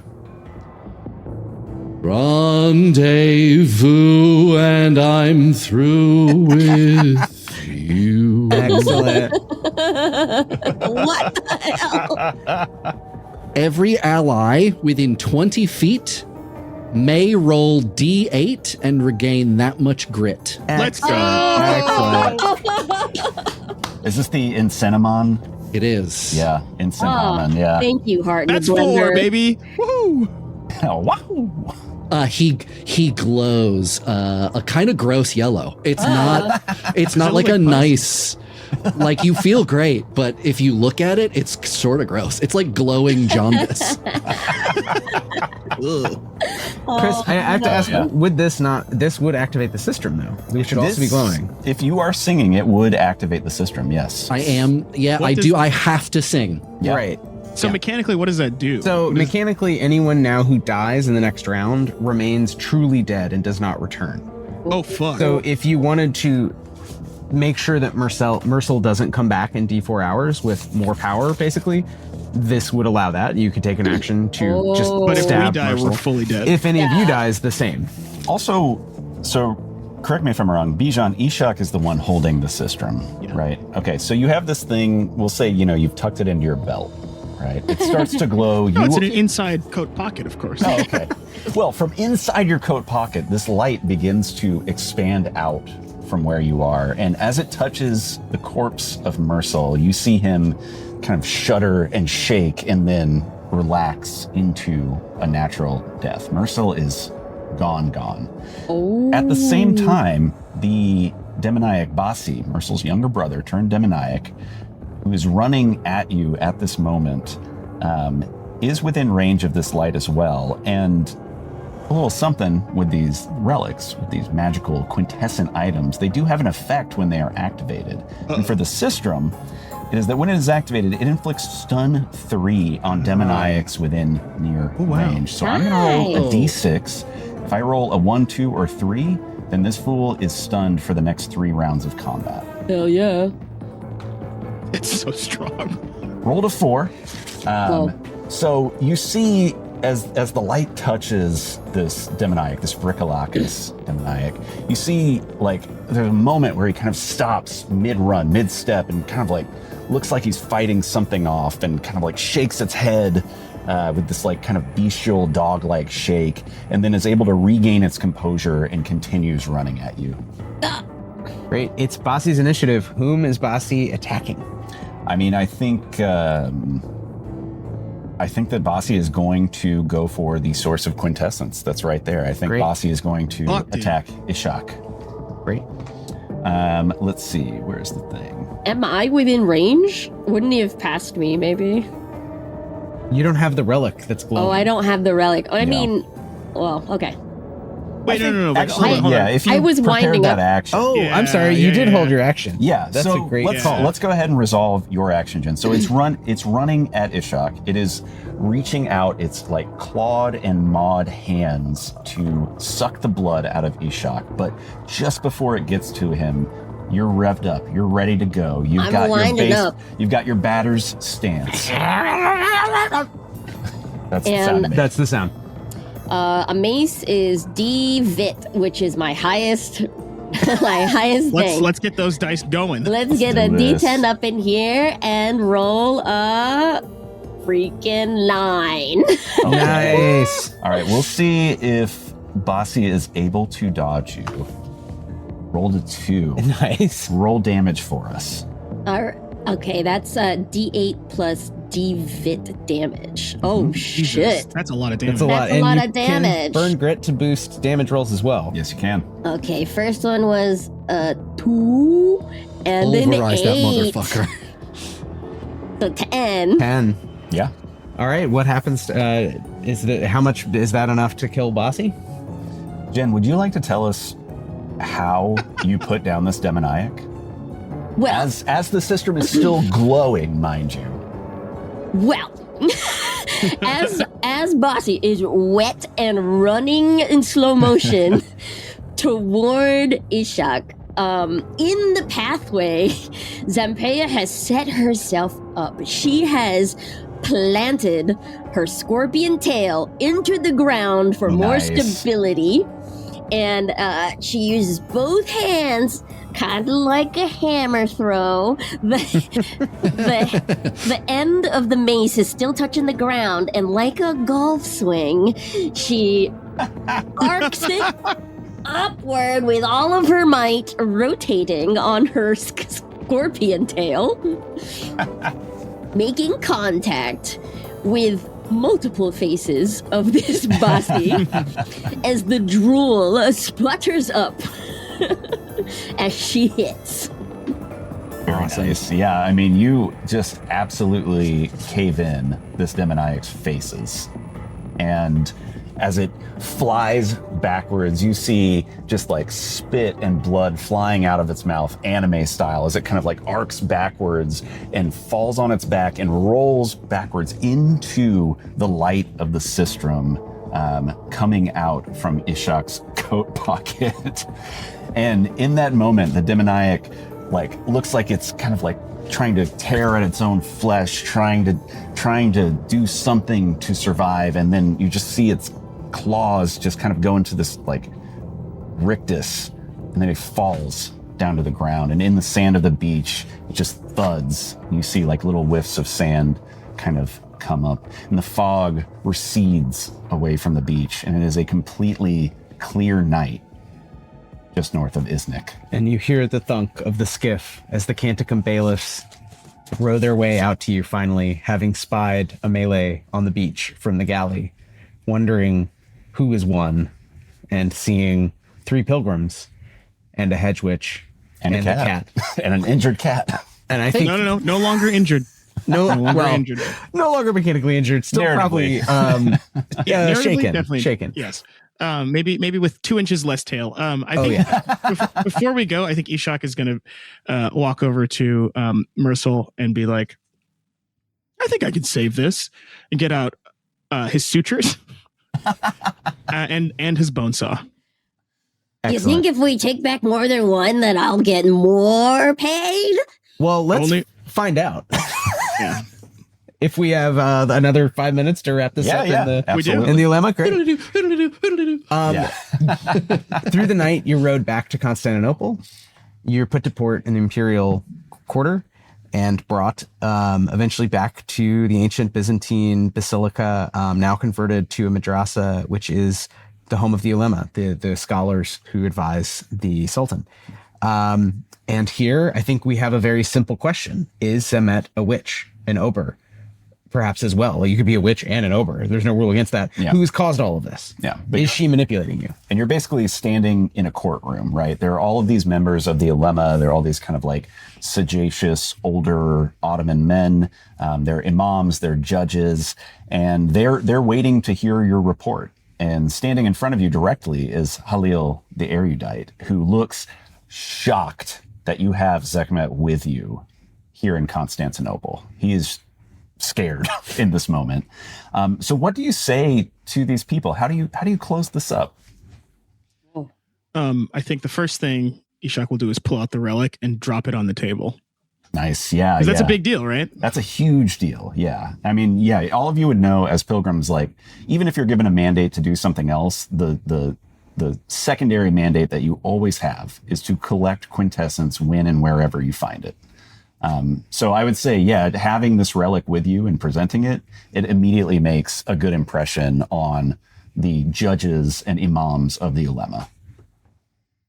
The bailiffs hold it up. Some of the Byzantine observers who are there to sort of watch but defer to Halil are like, okay, cool, a relic, noted. And he's going to point at Zehmet and be like, that's from her. Nice.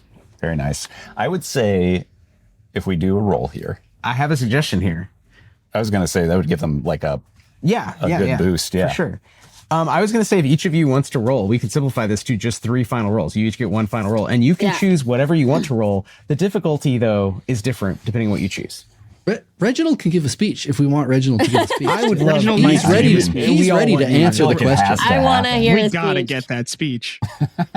I'm gonna give him a pep talk, and I'm gonna roll my fervor to give him a pep talk and be like, Reginald, you gotta stick to the point. You can't tell them you did 100 times. They don't care. I know you did. I know you did, and you know you did. They don't need to know you did. We just need to convince them that we did a great job. Yeah? It should be easy, because we did do a great job. And that Ishak is going to drop the head on the table. Another bonus. Yeah. They're shocked. I rolled a 5, if that helps anyone. Are we giving a +1 for each bonus? Is that the idea? Okay. Yeah, we'll do so that's +1. a 7. So that's a success on your fervor check to help the situation by coaching your team. Yeah. So each of you, again, feel free to add more to this, but mechanically. Wait, I need the speech, though. We need the speech. We need the speech. We gotta get the speech. Yeah, I want the I think the speech is going to be what clenches it. Sure. The speech will be what convinces them that Zehmet is innocent or otherwise. Yeah. No pressure. Reginald is wearing a slightly different set of silks at this point. And he's still wearing the kettle helm. And the silks this one's like bright red. It's really, really eye-catching. It's like maybe too bright for this situation. He walks out into the middle of the courtroom, like wherever he is, and pauses for a minute for dramatic effect and like looks around, and he sees someone he knows. He sees Yusuf, and he walks over to Yusuf and he goes, Yusuf, how long have we known one another? Oh, 20 years, I believe. Yusuf, I know the answer, so don't lie. Not that I've ever known you to. Not that I've ever known you to. Do you own a knife? Oh, what? Why, yes, of course. And he like shows and you. And are you a murderer? Well, no, never. I'm an imam. Of course not. Of course not. He moves on to another part of the court. And he sees someone else he knows. What's another name of someone who might be in this room? Why don't you say Theodora? Theodora. Theodora. A similar question. Do you own a sword? Do I own a sword? Yes, I have been in your home. Yes, I know what hangs above your mantelpiece. Swords. Yes. Have you ever sold the sword? Would you describe yourself ever as a sellsword? No. Of course not. No. I'm a noble. Not. I'm here merely to observe and report back to my emperor what transpires in the Sultan's court. And he does this like 2 or 3 more times with other people being like, do you have this? Have you ever used it for evil? Do you have these qualities? Does that make, like, are you bad? And he says, everybody is starting to like nod along. They're starting to pick up on what you're putting down. They're like, oh, okay. Yeah, sure. What we have in the accused Zehmet is no different a scenario. We cannot judge this woman by what she has, but only how she uses what she has. And she has quite, I will say, a remarkable set of skills. And I will turn to my compatriots, who are duly sworn as I, to tell the truth. Ishak, did you see Zehmet commit any crime? If healing an injured cat is a crime, then yes. Zampeia, did you see Zehmet commit any crime? No, I have not. And does this mean I can live with you? Later. Oh, yeah. You told me to keep on track. Murmurs. Oh, yeah, sorry. My experiences are the same. If it is a crime to assist in the dispatch of goodly duties, then yes, we have on our hands the worst criminal I have seen in months. Oh, say that again, but better. The real criminal is here. And he holds up a head, and he starts to walk the severed head around the courtroom. You hear shocked gasps.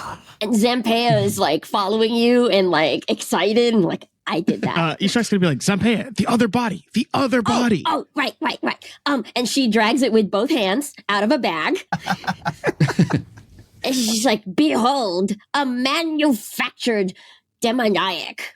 Looking at this, and he waves the head around. And this, in comparison to this woman, and he points at Zehmet, is there any doubt in your mind who the criminal is? You hear murmurs of thought as the scholars look at each other. They look at the severed head of one demoniac, the body of his brother, another demoniac, both with somewhat similar maleficia, drinkers of blood. They conform to the legend of the Ober. They look at Zehmet, who looks pretty normal today, cleaned up. She has, we know earlier, a great new haircut. She has an incredible new haircut. Makes her look a little younger, a little less Legit. hedge witchy. Quite presentable, really, yeah. Anything you want to add, Bijan, to this? Does she like the bob? She loves it. She's got it now. She understands on a successful insight check that the bob has helped her. So she appreciates you, even though she has no particular aesthetic leanings. Literally making the case right now. It's true. Anything you want to add to your sort of closing arguments here? We got a great speech. Does the brother have any adornment? Does anything clink when I'm moving the body? Yeah, he has the same tin medallions and amulets kind of chained, like, it's kind of like wrapped around the chest, right? So it's not like a necklace, but it's like this chain that's kind of like wrapped around. And he's got all these little Ouroboros amulets that are tinkling as you move the body out. And does the other one also have this? Or any kind of symbolism around his body? He actually has a tattoo of the same spiked Ouroboros that is on these amulets on the back of one of his left hands, one of the four. Okay, so Zampeia is dragging one body closer to the other one and saying, look, examine these symbols that I don't understand, but they look exactly the same. The scholars go forward and examine. And at the same time, Zehmet is kind of looking at Ishak like, can we just also explain? Can I explain? I can explain all of the symbols. I can explain what happened. I've taught Mercil for a year. And you've seen some of this yourself. You've heard Mercil speak. You've heard his confessions that he could not save his brother, and thus I could not save his brother, and thus he would not give up on the hope of creating an anti-theriac. And not only did it never work, but I think he changed himself in the process and made many others into monsters. And she's sort of imploring Ishak to like, go tell the scholars, go tell the men of medicine what you saw, examining the bodies. They're all examining the bodies, the little symbols. Yeah. Do we want any final rolls? Do we leave it to Chris, your judgment here? I think one more roll. One more roll. Oh. One more roll. But you're going to get a fat bonus for it. I think between the evidence that you've given, that thrilling speech, convincing speech. Quite a speech. Let's have everybody roll fervor. We'll take the highest one. You're gonna get I roll with disadvantage here. That's true, but we're gonna get everybody will get a +4 bonus. Great. Say. Okay. +4. With the bonus, I got an 8. Okay. Oh, I got an 8. That means I got a 12. Great. That was the highest track I could. Yeah. Yeah. Excellent. I got a 14. Whoa! What? They love that speech. Reginald. They're like, okay, Zampeia, your evidence Yeah. pretty good. Ishak, we get it. Medicine, truth, not whatever. exciting. Truth, whatever. Reginald, though, that speech was thrilling. Logic, rhetoric. I mean, it's very medieval. I think on that you were Red hired. silk. Saint Hole in the Ground, if you don't want to be a gravedigger anymore, you can work for the Sultan as essentially the chief lawyer. You are so good on a 14 at rhetoric that you get a new job. And Halil is so butthurt. Halil hates this so much that you are like now sort of his equal. And who knows what will happen to that guy, but Reginald really needs the job because he doesn't yet have a solution for the problem of having invited Zampeia to live in his castle when in fact he lives like in a hovel 2 blocks over. well, not anymore, friend. Not anymore. Guess what? Now that you are a member of the Ulema, a member of the court systems in Western Constantinople, you get a brand new manor. I don't know why I'm saying this like Oprah. Yeah. You get a brand new manor in the Blackernay Timar, which is the northernmost, the richest, kind of like the noble quarter of Western Constantinople under control of the Ottomans. So you don't have a castle per se, but you do have a manor that's got room to spare in case you want to bring along a plucky peasant friend / assistant. Just stay away from the barbecue. Yeah. And with that, should we turn it over to our wonderful players to tell us any final thoughts about your pilgrim and maybe any final thoughts from you as non-pilgrims? Any pluggables, any place that we can find y'all, support y'all, all that good stuff. Well, I'll just say that Zampeia very much invites herself to this manor. It's weird. It looks like nobody lives here. It's just empty. There's no furniture. Yeah, There's no tapestries. It's just empty. She don't care. There's 4 walls, and it doesn't wear rags anymore. She has custom fitted armor around her scorpion tail, and maybe has a feather or 2 on her chicken wings at this point. And yeah, she happily serves the Saint Hole in the Grounds. But hello everybody, I'm Jenn Vega. You can find me on Instagram at randwitches or at my business website familypartycatering.com. Very good. I think Ishak sees this transaction happen with Reginald and Zampeia, and he's like, good for them. And I think he's been cured of some of his fear of failing because he did a bunch of stuff successfully for the first time in his life. And I think he's gonna go back to he's gonna start a branch of the Rot medicine family in Constantinople. Oh yeah. Ooh, yeah. Make sure he represents the family business, make good with his dad, etc. But yeah, I'm Bijan Steven. You can find me on Blue Sky at bijan.bluesky.social, I think is what I have. I'm pretty sure. Or on Instagram at Bijan Cakes. One day after they have lived in the manor together for a few months, and Zampeia has seen Reginald take on various odd jobs for the Ulema and, work his sort of assigned position. She goes out back and she sees a massive hole in the ground. Whoa, why? Like not multiple small grave sites, but like a big, huge, like deep hole. And that's because now that he's provided for, like he can dig holes for fun, which means Reginald has become a tunnel guy. Yeah. He's going to spend his weekends digging a tunnel. Let's go, dude. You got a tunnel. At the foot of the tunnel, just like echoing, boss.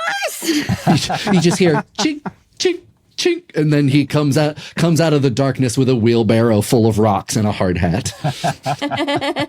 It's just the kettle helm. Yeah, exactly. Yes. Hi, I'm Mike. You can find me most places, Mike Rugnetta. We also, the three of us, make a show together called Fun City. That's this, but with more people. Yeah. Actually, no, wait, same number of people? No, we're down 2. Well, yeah, That's true. Nick, Shannon, No, I mean like total group total? number. Yeah. Yes, there's 6 of pretty us. close. And I also make a podcast about the internet called Never Post. That's wherever you get podcasts. Yeah, both excellent podcasts. Please go listen to both. I love Fun City. Yeah, we love yeah, Fun big fan. City. Yeah, of course. Huge fans. But yeah, thanks so much again, y'all, for This was playing fun with as hell. This was Thank great. you. Oh, Thank good. you. I'm That was glad. fun. Yeah, we Thank you. love Yeah, what a good playing with you time. guys anytime. And big shout out to the whole team and Christopher Pickett. We are the Stillfeet Studio. We make sort of games using the grid system that are vaguely leftist. This one is set in 1390, and there's no parallels to today where there's rich and poor people have to do whatever the rich people say. No. There's none parallels yeah. whatsoever. You can check out the game on Kickstarter. Please listen to Fun City and check out all our actors' amazing work. They do so much stuff. It is genuinely hard to keep up with all the cool shit you guys write and produce. Thanks for going full time. Thanks to everybody who watched the stream. I think that's probably it, right? That's Chris? it. Final Yeah. word? Back Yeah. the Kickstarter, That's- or that tell was- a friend to. That was my final word. We are still live on Kickstarter. We are funded. We just unlocked our stretch goal of the original soundtrack. Like White said at the top, it's got a bunch of dungeon synth artists that are local to New York City, as well as our good friend Chris Burke, aka Glowmag, who you may recognize from the original Toxic Avenger soundtrack. He's Very cool. contributed a couple of tracks, Whoa, and our buddy Will Savino. So it's very exciting. It's really fun. You can add that as an add-on now, Yep. and we're still working towards other stretch goals. But yeah, please check out stillfleet.com/dance, D-A-N-S-E. The S is very important, D-A-N-S-E. That will take you right to the Kickstarter. Yep. And yeah, please check it out, back it. If you enjoyed what you heard tonight, you will enjoy the game. There's more systems that we didn't have time to explore, more optional rules. It's got something for everybody, especially if you love medievalism, body horror, and the politics of class. Yeah. It's all there. And It's all- apparently it's also now got tunnels and holes. Oh yeah, it's got lots of tunnels. Oh, lots of tunnels. That is Got true. it. We got tunnels. All right. All right. But yeah, that's it from us tonight. Again, thank you so much for playing, y'all. Thanks everybody for watching, and we'll see you on the internet. Yeah. Good night, all. Good Bye. night. Thanks, Thank everybody. You for watching. Thank you for watching.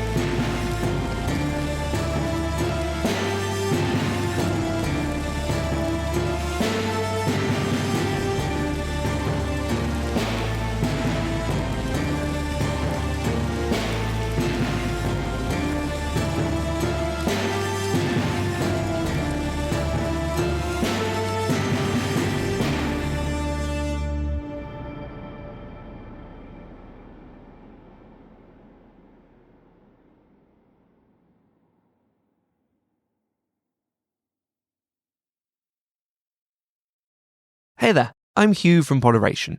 If you like today's episode, why not check out the next session? Your D&D agony aunt's there to answer all of your questions. Join Adam and Alyssa as they answer questions sent in by listeners like you about how to solve the problems that come with running and playing in all sorts of different tabletop scenarios. Available wherever you get your podcasts.